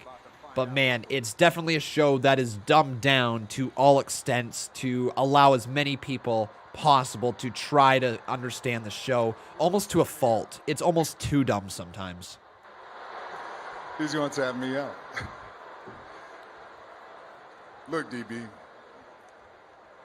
I can deal with you telling these little lies like a couple weeks ago about being ambitious, about deserving to be in the main event of WrestleMania. I can deal with these little white lies about yourself, but you're going to come out here and you're going to drag my name. You're going to lie on the tribal chief. You can't tap me out. You don't have a chance. Paul, he's got a better chance of shooting lightning out of his ass than tapping me out. DB, you got a better chance of sprouting wings and flying out of here like a little bird than tapping me out. Understand this, little man. Little man, oh no. No one in my entire career has ever tapped me out. Is that true? Has Roman never tapped? My arm than to tap out to any man. Man, they really have booked him strong. That's John Cena levels booking. And I would rather die in that ring. Wow. Than to tap out to somebody like you.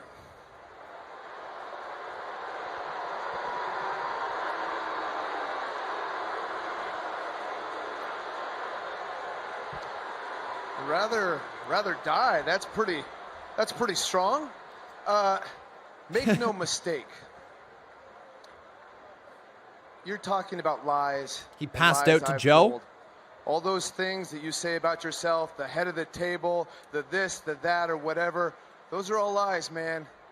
They're all delusions. Ooh. And here's the thing. Everybody thinks they're invincible until they're not. I like that line. And everybody thinks they're unbeatable until they lose. Everyone thinks they're untap-outable Until they tap out. They tap out. So here's the thing. I'm not just going to make you quit. I'm going to break you. I'm going to break you of your beliefs. I'm going to break you of everything that you think you are. I am going to break you of your delusions. And here's the thing. Here's the thing. I hope. Damn right, C. Damn right. But if you tap out, or if you don't tap out, I am beating you for the Universal Championship at Fastlane. Okay. Cool. A bold prediction by the challenger this Sunday, the former world champion, Daniel Bryan. And Corey, my question to you is this. If you're Daniel Bryan, do you poke Roman Reigns the way that he has over the past 2 weeks? Well, well, well, well, well. All right. All right. That was an interesting build. It has me asking the question, could Roman lose his title to Daniel Bryan?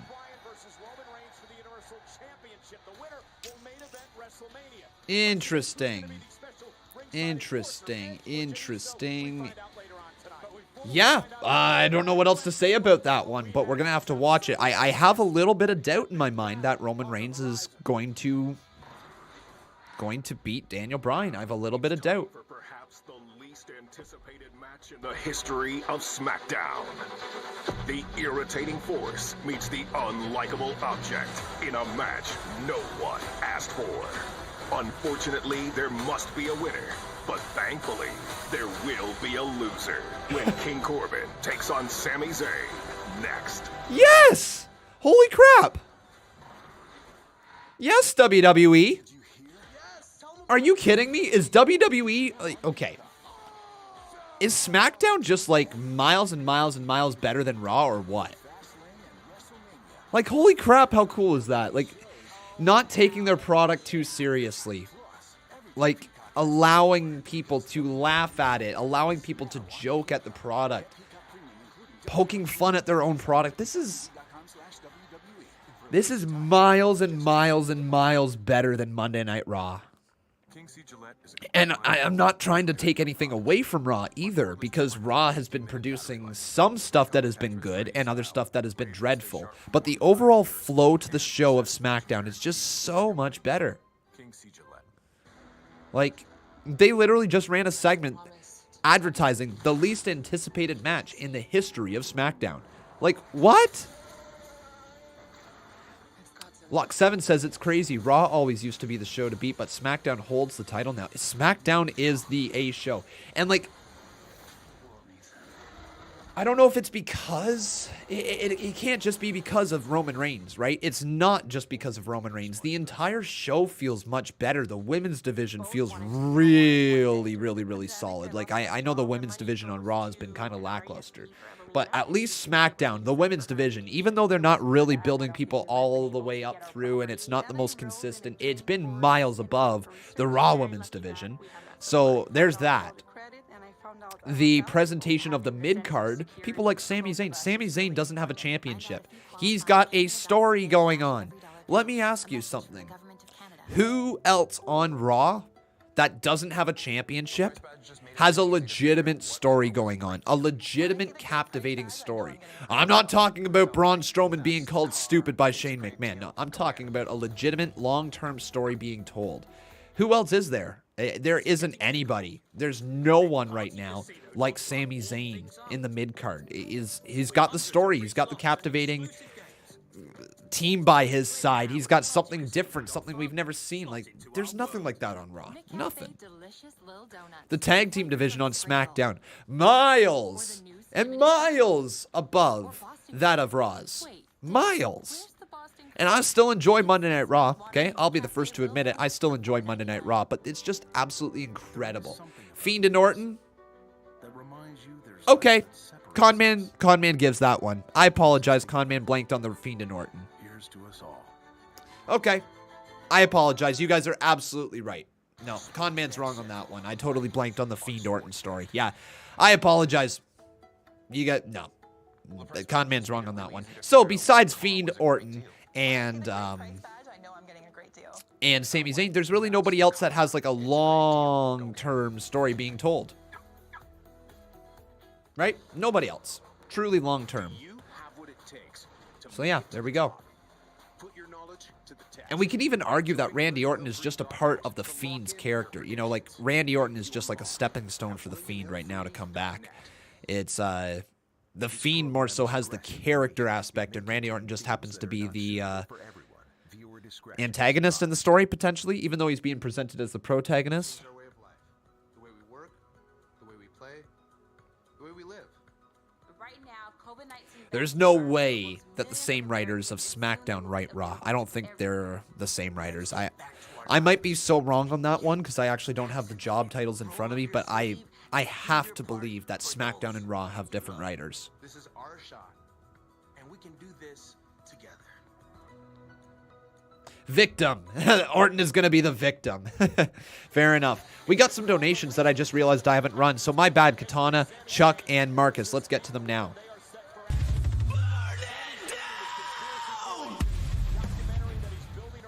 I don't think Roman should lose the title until someone is built up to be on his level.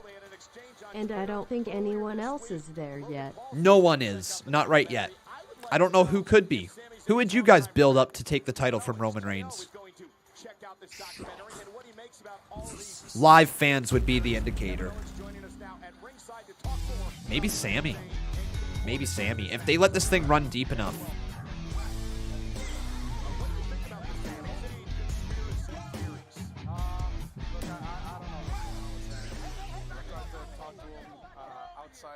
Hey Con, how you doing?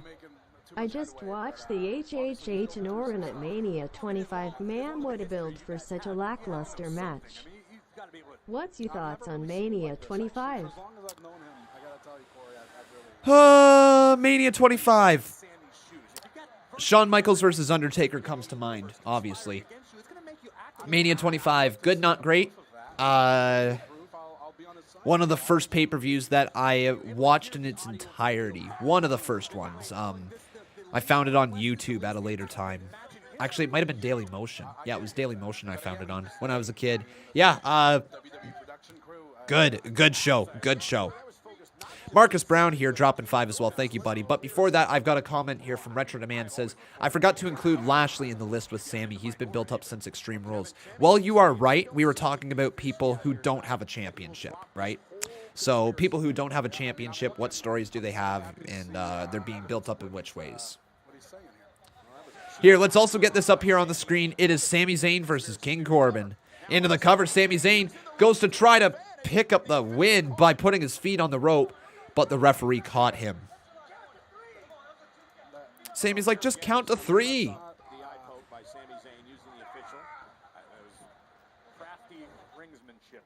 Yeah, but I think if anybody has a beef here tonight in this match, it's King Corbin so far. Sami trying to cheat at every corner, and he believes there's a conspiracy against him. It's kind of funny. The referee stopping Corbin. No way, Corbin! End of days! Just like that. Are you kidding? Is this over? 1, 2, 3. So Sami's going to say there's a conspiracy.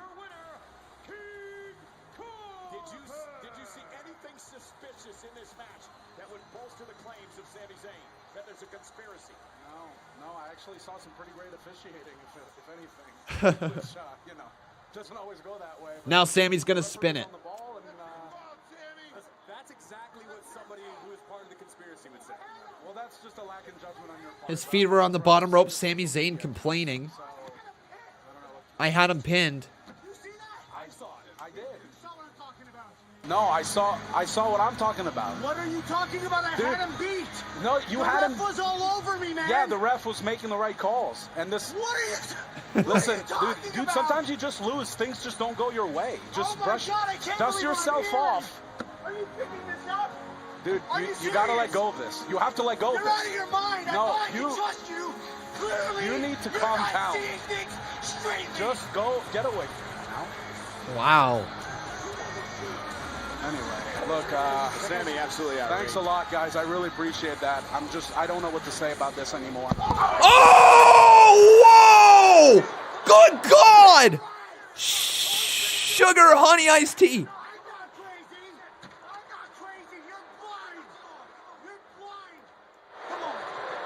Whoa, what a kick from Sami! Sami just delivered a haluva kick to the side of the head of Kevin Owens, knocked the headset straight clean off his head. That was stiff as hell. We're totally getting Sami Zayn versus Kevin Owens. That was stiff as hell. Oh, I was going to show you at the last second here. Let me see. Here, watch, guys, watch. Oh, good God. Knocked it right off.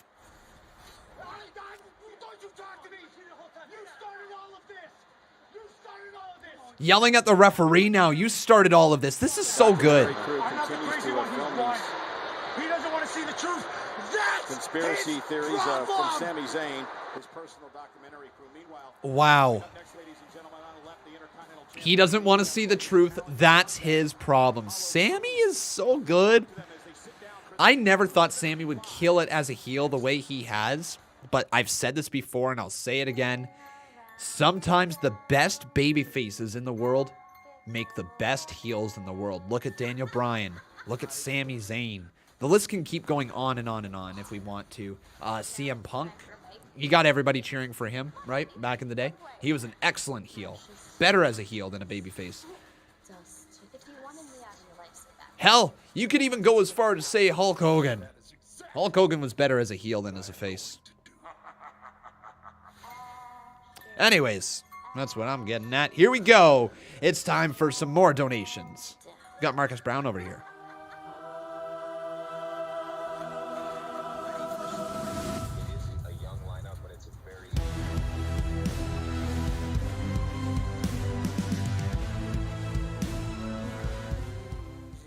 Conman, I think Sami versus Corbin will lead to a face turn of Sami and it will lead to him teaming back up with Co. What you think, Conman? Well, Marcus Brown, unfortunately, I think you're wrong considering what we just saw there, but that was sent obviously before that match happened, so I'll give you a little bit of benefit of the doubt. I see where you were going with that one, yeah. And Marcus Brown then dropping two more saying Roman tapped out to Joe in a non-title match. Didn't he pass out to Joe? I'm pretty sure he passed out. Oh, yeah, sorry, Marcus Brown. Now I see your latest donation now. Yeah, it does take me a little bit to get around to them from time to time, so I do apologize that it took probably close to a half hour or so, but we got those out there. Now we got ourselves a 10 bomb from Luck7. How you doing, 10? How you doing, Luck? I just called you 10 for some reason. How you doing, Luck? And with that, we should have a new boss. We do. We've got ourselves a new boss. So Luck7, you have become a 10-time boss battle champion. You officially have the lead, my man, taking it from Jason Barker. All hail. Bow down to the king. Raw has 3 hours and does a worse time managing time, it feels like. Raw has 3 hours and does a worse time managing time, it feels like. Yeah, I think you're right there, Luck7. I think you're absolutely right. It does struggle with... And you know what? Maybe it's because it's 3 hours. The flow to the show gets thrown off. They don't just have the classic first half of the show and second half of the show. SmackDown does a really good job of, throughout the first half of the show, setting up whatever they need to set up, whether it be promo segments, whether it be matches for later on, matches for pay-per-views. They focus in the first half hour at setting that up. And the second half hour tends to be more so about the actual in-ring competition, the more so die-hard the people who they're attempting to attract is like the diehard fans, you know, more of the wrestling fanatics. And then you go into your main event, and that's the show, and it flows so well. Raw, on the other hand, it struggles. It's like, okay, so we got, just put anybody anywhere on the card and we'll see what happens. Like, that's what Raw's feels like. SmackDown, it feels like they've got actual structure to the show, that there's going to be some good moments throughout the show, that you can expect something to happen. And Raw is just kind of like, maybe we'll get a match. Maybe we won't get a single match. Do you guys remember when we went 55 minutes without a single match on Monday Night Raw? I think it was like a year and a half ago, maybe closer to 2 years ago, something like that. I can't remember. Yeah, that was a thing. At Fastlane, we're going to get ourselves Shinsuke Nakamura versus Seth Rollins. All right, that should be good. Well, thank you so much, Marcus Brown, for that 5-bomb again. I appreciate it.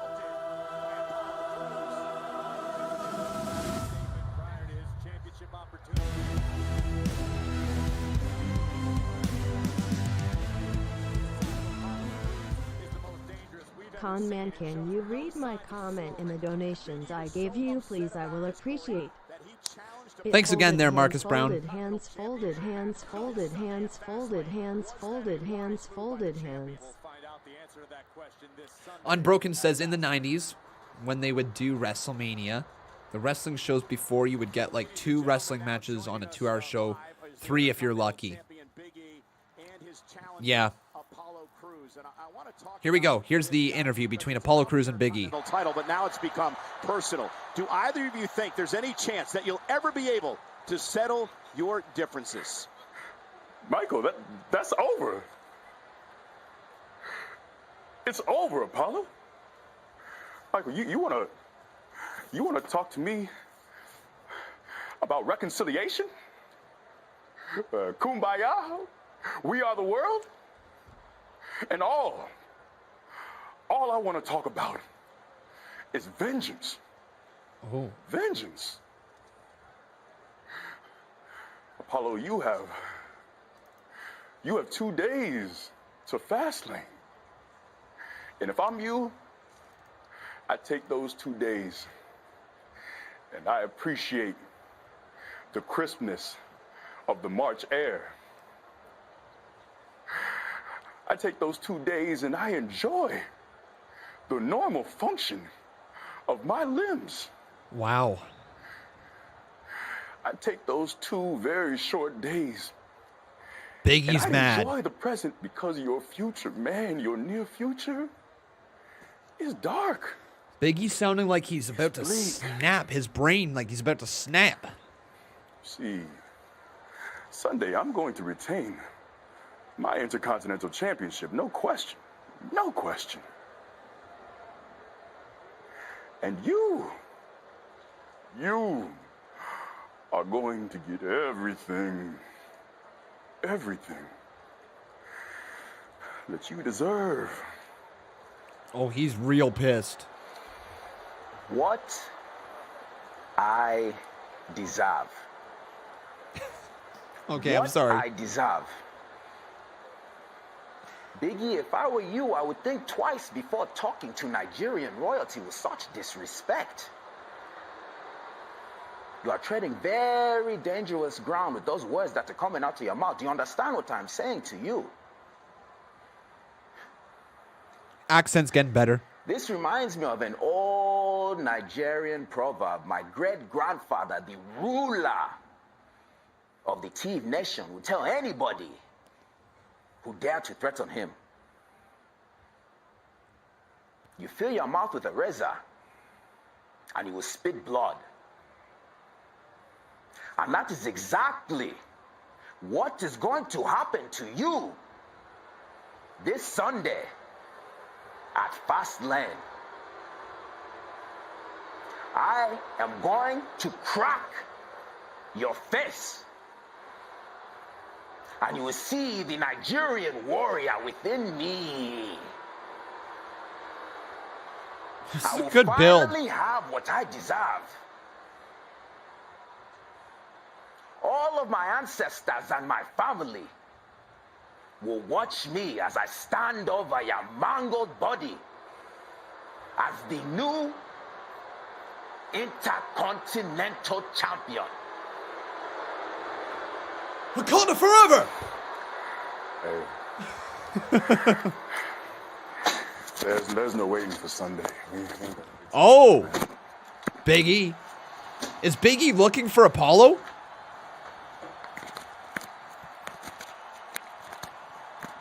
Apollo! Oh, here we go. You want this, huh? Oh, Big E's got a golf cart. Big E's got a golf cart. Oh, no. Here we go. Apollo. Apollo! Oh, no. Ass, huh? You want to play with me? Apollo, you want to play with me? Apollo! Big E's in a freaking golf cart. Apollo! Apollo, bring your ass. Yeah. This what you wanted, huh? This is what you wanted? Big E driving the golf cart This around is what you wanted? the back of the Thunderdome here at Tropicana Field. I'm back here. Come and find me. Oh. Where are you? I don't see you. Uh-oh. Apollo. Oh, my God. Big E coming after him in the golf cart. Back up we go. And we got a brawl going on. Big E and Apollo Crews just hammering each other in the backstage area. Apollo Crews throws him, or gets thrown right into the trash can, and then Big E uses the trash can as a weapon across the back again of Apollo. Big E thinking big here tonight by sending Apollo right into the side of that steel locker. That has to hurt. And then into the side of that screen.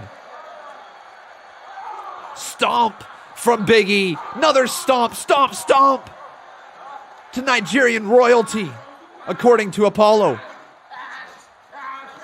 Ripping the damn shirt. Oh, good God. Now right back into the side.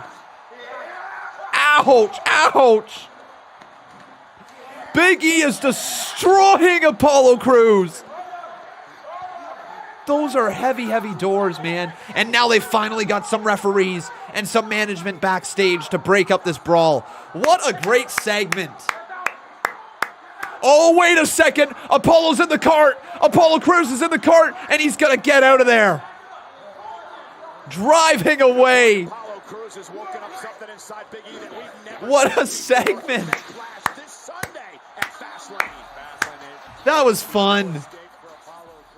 Man, SmackDown is good tonight. And here comes Bianca. Damn, Bianca. All right. Man, what a flipping show so far. So tickets are now on sale if you guys... Oh my God. I can't believe what I'm about to pull up here on Twitter. What am I about to literally pull up here on Twitter? We're going to play that in a second. Oh my God. So Bianca versus Shayna Baszler up next. But, this right here, guys. What the frig? Somebody once told me the world is gonna roll me. I ain't the sharpest tool in the shed. What the frig? Oh, what the frig?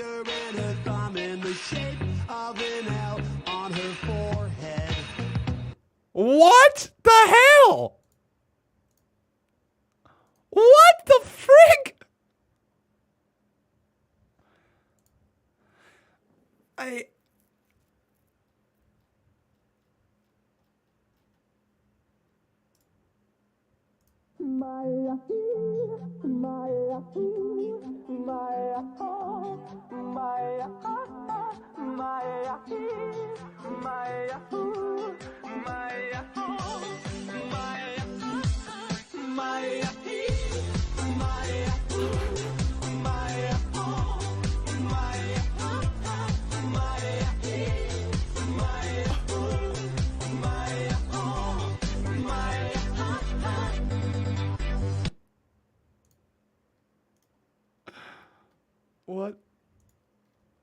the frig?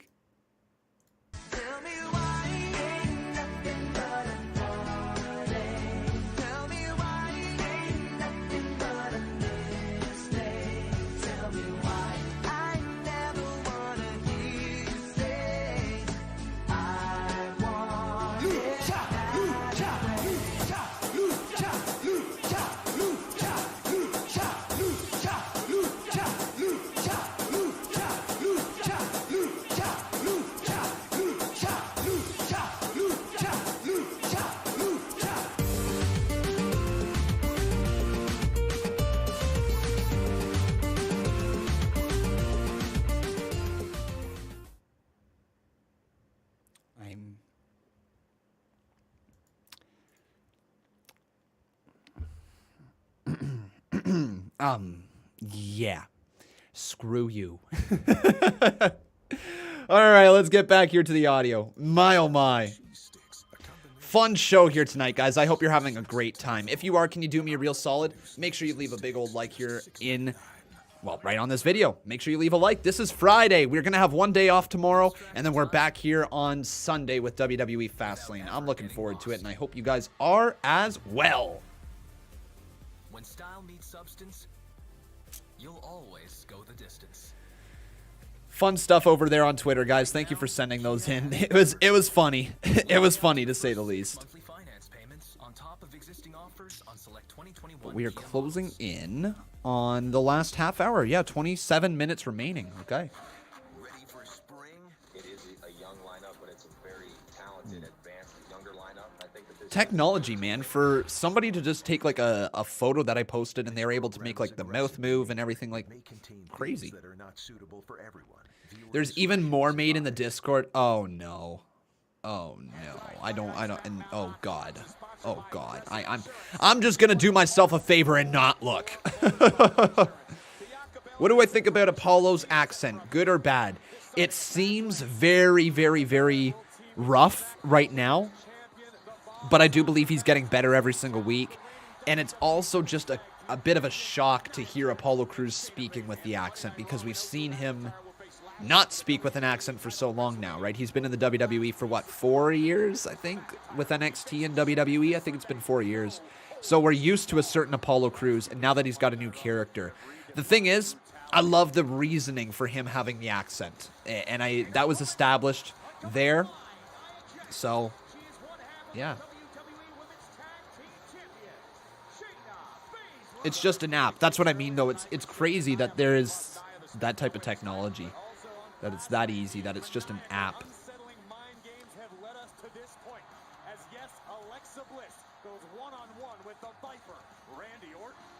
I guarantee in like a few months' time, all of us are going to think about Apollo Crews and the accent won't bug any of us. It'll just be his character. And then when he drops it, it will be like, oh, that's weird. Here comes Sasha. It's simp time. Yeah. Yeah, double simp.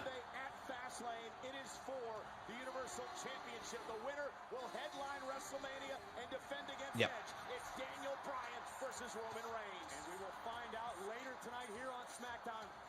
Oh no, I'm scared. I'm scared to hit play. We got a #1 victory royale. Yeah, Fortnite, we about to get down. 10 kills on the board right now. Just wiped out Tomato Town. My friend just gone down. I revived him. Now we're heading southbound. Now we're in the Pleasant Park streets. Look at the map. Go to the mark sheet. So Bianca Belair one-on-one with Shayna Baszler tonight. Nia Jax is still at ringside.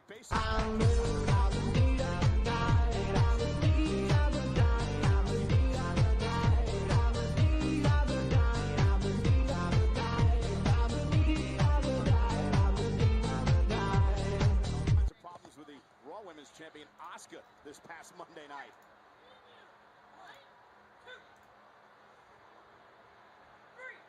Irresistible force standing tall over the EST of WWE. Wait a minute. Where's Nia? Well, Bianca Belair being dragged back into the ring by Shayna Baszler. Meanwhile, I believe that Nia Jax.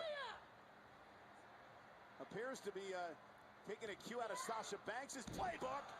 And now Bianca Belair. Bianca.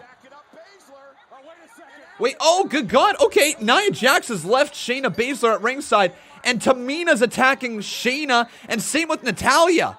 Tamina and Natalya destroying Shayna Baszler, sent her to the outside of the ring. Thank you very much there, Kevin Langoff. I appreciate that, buddy. Shayna! But why did Nia leave Shayna?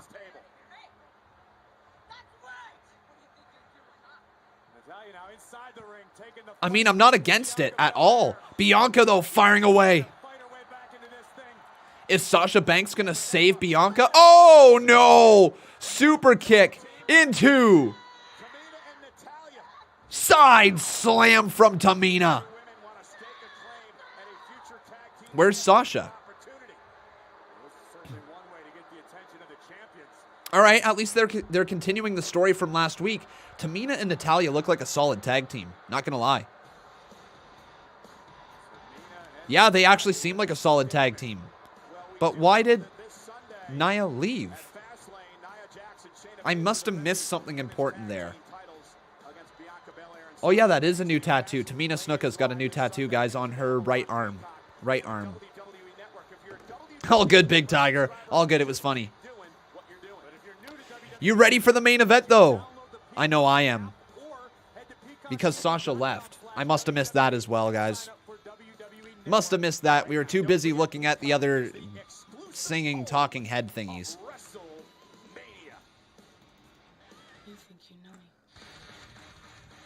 Edge is up next, but let's roll this 35 bomb from Kevin Langoff.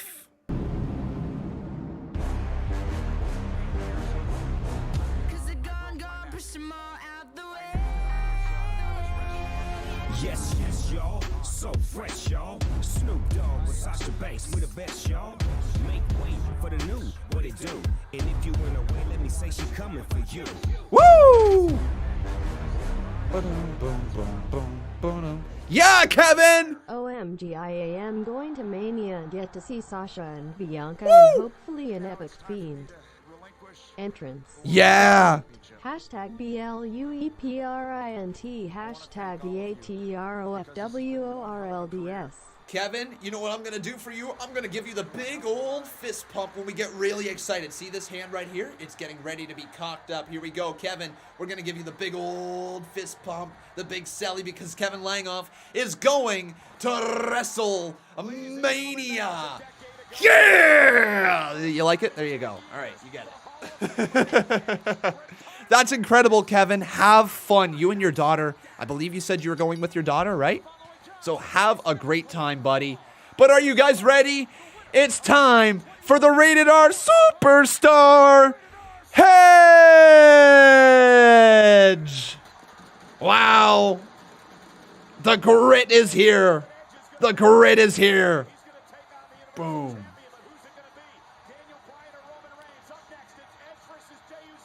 Oh, I'm excited.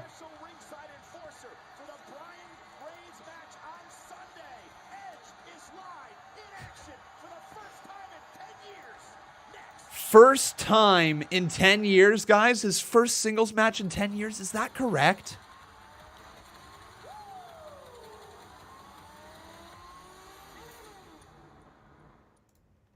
It's the 2 for $6 mix and match at Burger King. Okay. Original chicken sandwiches or make them spicy. So, let's take a look over here now on Twitter because we got a few more of these. This is something else. A lead. Oh no. Oh no.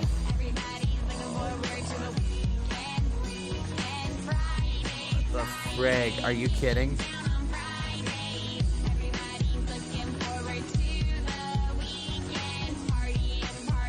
Yeah. Yeah. Looking forward to the weekend. Good God, guys. Why? All right. What's this? It's that one again. I don't want to hear that again. Don't want to hear that again. Oh, you touch my tra-la-la. My ding-ding-dong. Oh, dear Lord, come on! You're gonna interrupt that with that. Gonna interrupt that with that. Come on, man. Come on.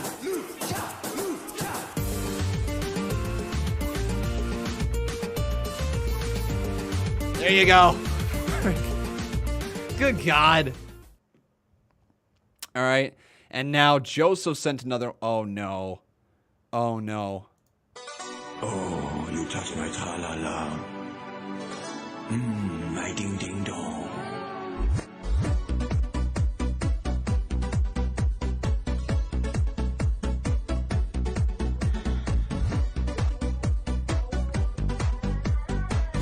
Oh, no. Oh, no.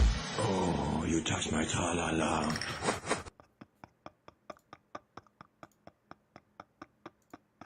Oh, what is happening?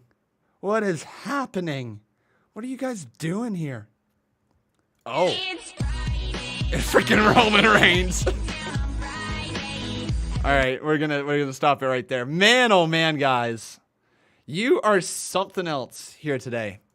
Sending all of those to me. This program is aggressive in nature. It may contain themes that are not suitable. Well then. Viewer discretion is All right, let's get back here to SmackDown for our main event of the evening. I'm going to be asking you right here who will win. It's either going to be Jey Uso or it's going to be Edge.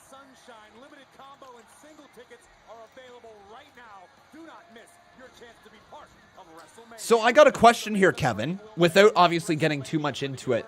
The combo packages for night 1 and night 2, are they much more expensive than like what a singular ticket for like back in the day when Mania was like a one-day event? Or are they literally double the price? Like, is it double the price to go to both nights, basically? Do they charge you out the wazoo for both nights, or is there a package for both nights?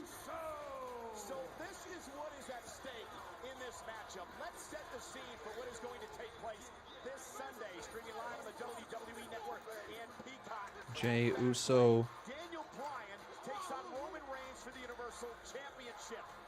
This match tonight between Edge and Uso will decide who will be the special ringside enforcer. All right.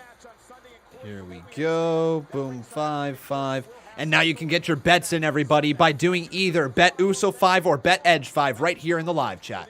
One more time, Bet Uso 5 or Bet Edge 5 right here in the live chat. Daniel Bryan's on commentary. This should be a good one. I'd be surprised if Edge loses. Here we go. Collar and elbow tie up for the first time in 10 years.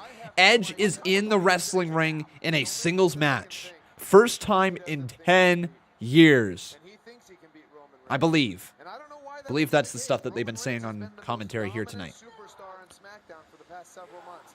But main event Jey, can he lace it up with Edge here tonight? I mean, Jey Uso has been excellent in the main event scene. Been excellent, working this role to perfection. Off the ropes right there, into a shoulder tackle, and Edge knocks him down, and Edge got some new gear here. Looking for a little bit of a crossface, signaling maybe a shot at Daniel Bryan. The label lock he was going for. No weird stipulations, no weird people at ringside. You know Jey Uso is always going to try to help Roman Reigns win. They are actually cheaper. When I bought my tickets for Mania 36, they are actually cheaper. That's awesome. That is awesome, man. Well, I am so happy for you. I'm so excited for you to be able to go to Mania. And I hope you're going to have a good time, man. Stay safe, obviously. That's the first and foremost thing. But have a great time.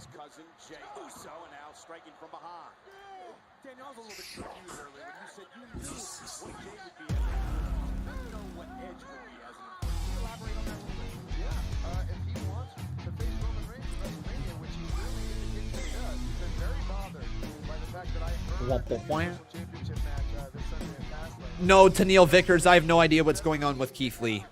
No idea what's going on with Keith Lee. Once wrestlers leave a tag team, they tend to be solid in-ring performers. Yeah, Chuck, and I want to say the reason why it feels that way is because generally speaking, when there's a tag team that comes in together, the one who's the breakout star of the group is a breakout star for a reason. A lot of people get attached to that individual. A lot of people don't split up tag teams unless there's a reason to split up the tag team. You know what I mean? If it's an actual tag team where there's a potential star in it. So that's the reason why it seems like a lot of tag team wrestlers, once they leave the tag team, become really solid in-ring performers. Jey Uso off a big move, and we're going to go to commercial break. I don't like that. I don't like that commercial break, man. Should have been something with Roman Reigns right there. Roman coming out, his entrance music or something. I don't know. I'm trying to think of ways to book to go to commercial break. They could have had something with a stare down with Daniel Bryan or something. You know what I mean? The big move happened. That's fine and dandy. But what you need to do is you need to get people's attention for the entire commercial break. You need to have them sitting there asking themselves, what's coming next? Not, oh, that was cool. Can you not comment on community posts anymore? Can you not? What? Did YouTube take away community post comments? That better not be true. Get 10% off MSRP with up to $8,100 in discounts plus $2,500 in loyalty cash for select owners. King C Gillette is a complete line of tools and facial hair care products. From my end, it looks like I can still make comments. They didn't. I can still comment. Okay. All right. Good. Good. So it's just one person. All right. Phew. I was about to say, that is a shot in the foot if YouTube did that. That would be a shot in the foot if YouTube did that to themselves. The community post is one of the best things about YouTube at this point. I would say what YouTube needs, they need something for live streamers that makes the page feel like a live stream. Because right now when you click on the YouTube videos for live streams, it very much feels just like another video, right? Very much feels like you're just clicking onto another video. But it'd be really cool if like you had some sort of like page, like live streaming page on YouTube, where all your streams could go through and you could always click on this link and it would always be there. I know they have something like that. It doesn't work that well. You know what I mean? They click on, like for the viewer, you would click onto the homepage of the live stream and then all the stuff would be right there. Kind of like Twitch, right? Where you just have like the main player and then you have all your boxes down below. You got your live chat, you got everything like that. YouTube should be doing something along those lines, or should have something targeted towards live streamers, because Twitch right now, it's in shambles. The whole music issues with streamers and getting streams taken down and channels banned and all that.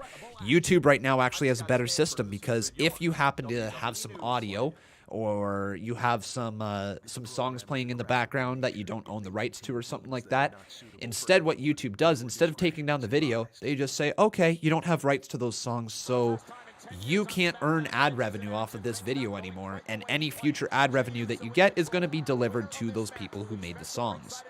It's a perfect system, honestly. That third-party copyright system that YouTube has is perfect in many, many, many ways. Maybe it's not perfect in truly in execution, but it is truly perfect in the way that it functions, in the way that it saves creators from having their content being taken down. I truly believe YouTube should hone in on live streaming. The community is there for it. People are already on your platform. Hone in on live streaming. Hone in on creating a better experience for the viewer. And you watch the viewers and the content creators switch over from Twitch to YouTube. It will happen if they put the effort into it. Yeah, I think you go big or you go home. You set your aspirations high, or they're not worth setting at all. You know, and Roman Reigns said that he has never tapped out, and you know what that means to me? That he hasn't spent. But now Jey Uso on the outside of the ring, and you can take a look right here. The voting system is, well, it says a lot of people believe Edge is going to win. 2 people, however, think it's going to be Jey Uso. Extremely one-sided for the last several moments. This is why you can never discount Jey Uso. Jey takes pride in being the right-hand man. Look at the welts on the ribs forming already. Cool. Edge has some dope tights. Yeah, they're pretty cool, eh? Do you guys like Edge's new attire? Thumbs up or thumbs down? I can try to show you it here. Let's see if we can get a good look at Edge's pants. He's kind of in a tough predicament right now. There's a good slot. You can kind of see them right there. You see right there as well. It's just got the blue look as well. Yeah, it's just pretty good stuff. Come on, Edge. I want to see the bottom pants right here. Just show it. There we go. Look at those. Pretty sweet. Pretty dope looking gear. Many people say. However, the one thing Uso is, since joining forces with Roman, much more aggressive than he's ever been in his career. Oh, absolutely. Yeah, absolutely. He's vicious. Edge now slowly getting back up to his feet as Jey Uso looks onwards. Thank you so much, everybody, for all your support here tonight. Please make sure you do leave a like on this video if you can. I'd love to hit 300 likes. We're at 254 with 451 watching. So let's hit 300 likes here tonight. I know we can. I'll take a look a little bit, Big Tiger. We're kind of watching this main event right now. Jey Uso goes for a kick to the midsection. And there's an enziguri, but he really didn't get high up on Edge. He actually hit him right in the midsection. Yeah, adjusted his kick to kick him in the midsection. And now Jey Uso is in control of this match. Jey Uso, crossbody, misses that one. Here comes Edge. He hits a crossbody, but both of them were thinking that. And both men go down. All right. Yeah, that's huge. Big crossbody. Also, if you happen to miss the stream earlier today, I highly recommend going back and check out our Minecraft stream. We had a lot of fun. We built a skeleton farm. It was a good time. So make sure you guys check that out later after the stream if you want more Con Man content, because it's up there right now. Maybe you didn't get notified by it. Maybe you didn't see it in your sub box, but it is there. Edge now. Working on the shoulder of Jey Uso, and main event Jey goes right into the top turnbuckle. Shoulder was kind of tucked behind there. He went right shoulder first into it. And now Edge going to go to the second rope. Running knee to the back of the head. Not running knee, I should say. A flying knee. And now Edge going to look to hook the outside leg. Count of two. Kick out by Jey Uso. Ooh, big kick out by main event Jey.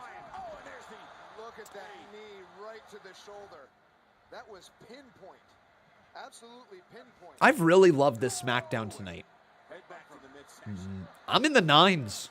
I am absolutely in the 9s. I think I might be at 9.25 here tonight, guys. I have really enjoyed tonight's SmackDown. Could there be bigger moments happening? Sure, but like it's tough to give this one a bad rating. Like, it's above a 9 for me. I don't think I even care how this main event goes. It's been a really good show. Really good show. But you know what you're up against. If Jey Uso wins this match, you know that he's going to be out there. What's your guys' rating here so far, if you had to give it one? Oh, there's a right hand there from Edge, catching Jey Uso across the side of the head. Jey looking onwards. Edge, what? Edge, are you kidding me? Edge just hit a Hurricanrana. The 47-year-old Wonder Kid coming back to life. Big kick out by Jey Uso. Man, I don't know what I was trying to say, but just a resurgence of the career of Edge. Looking like he's 24 again, flying around that ring with a Hurricanrana. Bringing us back to the days of the Hardy Boys versus Edge and Christian. Beautiful stuff. Goes for a super kick, does Jey Uso. Into the execution. Goodbye, Jey. What a DDT. And I think that's got to start. Turning the wheel in the head of Edge. He's thinking one thing as that wheel goes around and around. It's saying spear, spear, spear, spear, spear, spear, spear into a super kick. Big time counter. Jey Uso going to the top rope. No way. Jey. Splash. That's got to be it. Uso can't capitalize, though. The injured shoulder selling it big time. Edge being rolled over. Jey Uso gets him close to the ropes. Count of 2. Kick out by Edge. Edge is still in this thing. What a splash from Jey Uso. And we are closing in. 4 minutes remain in this episode of SmackDown. Edge just kicked out of one of the best moves Jey Uso has to offer. Edge, though, throwing him down right on his shoulder. Edge with a spear. That's gonna do it. 2, 3. Edge is the special enforcer for Daniel Bryan versus Roman Reigns this Sunday at Fastlane. All right. The plot thickens. Oh, it thickens. So now, the question will be, does Edge call it right down the middle? Or does he favor somebody? Does he favor Daniel Bryan? Does he favor Roman Reigns? This Sunday we find out. That's going to be a good one. 9.25 for my final rating of the show. Once again, let me know your guys' rating right here in the live chat. I enjoyed the crap out of this SmackDown. Oh, Roman with a spear! I thought it was over. Roman Reigns just speared old man Edge. Daniel Bryan says, you want me to come and tap you out right now? And here comes Daniel Bryan into the ring. Oh, main event Jey from behind catches Daniel. Throws him in. Daniel in trouble. Roman with a spear. Bryan's dead.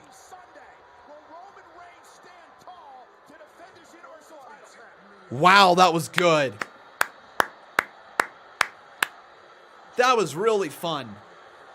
I had a hell of a time watching SmackDown here tonight. What a good show tonight. Damn, yeah.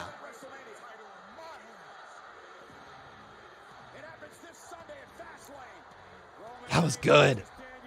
Anything else, or are we done?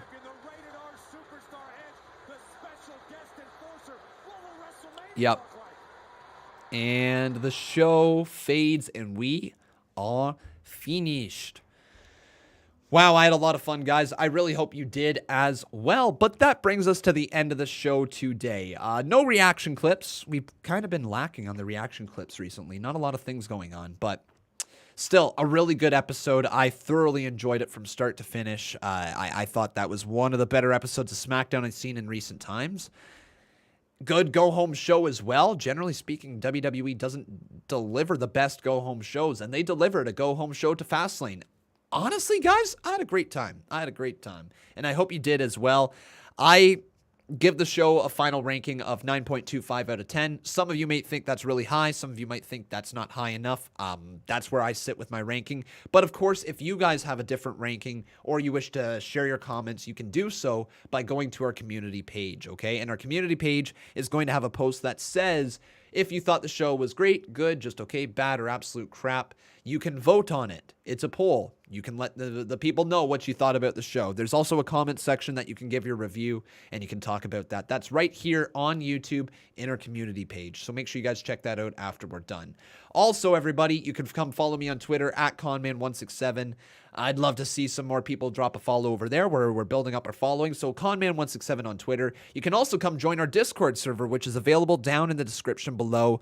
Just like today in this live chat, you can talk to all these same people over in our Discord server. We've got over 1,000 wrestling fans that love talking wrestling at all times. So if that interests you guys, make sure you join our Discord server as well. Once again, that's available down in the description below. And I think that's it for all the plugs, right? I believe so. We're off tomorrow. No live streams tomorrow, but we will be back here on Sunday. We'll have our pre-show for Fastlane. Then we'll cover the kickoff show of Fastlane as well. So the pre-show will be our live calls, and the kickoff show is obviously the WWE kickoff show, and then the main show of WWE Fastlane. That is all right here on this channel this Sunday. But that is it for us here today. Thank you so very much for watching. A big shout out to Chuck Francesco, Kevin Langoff, Marcus Brown, Lux7, Katana Ponzal, Dreadheaded AJ, Aled Thomas, Richard K, C Wrestling, Amity, Jason Barker, Jesse Dorval, and Heaven Walker. Thank you guys so very much for your support with the donations here tonight. I deeply appreciate it. Without you guys, this channel ceases to exist, so I really, truly appreciate your support on this channel. But that is going to do it for us here tonight. Thank you so very much for watching. On your way out, make sure you leave that like. Make sure you're subscribed. And as always, I've been Khan, and that was Friday. Oh, we're not done yet. I almost finished without this. There's 2 more things here, guys. I apologize. There's Andrade. And...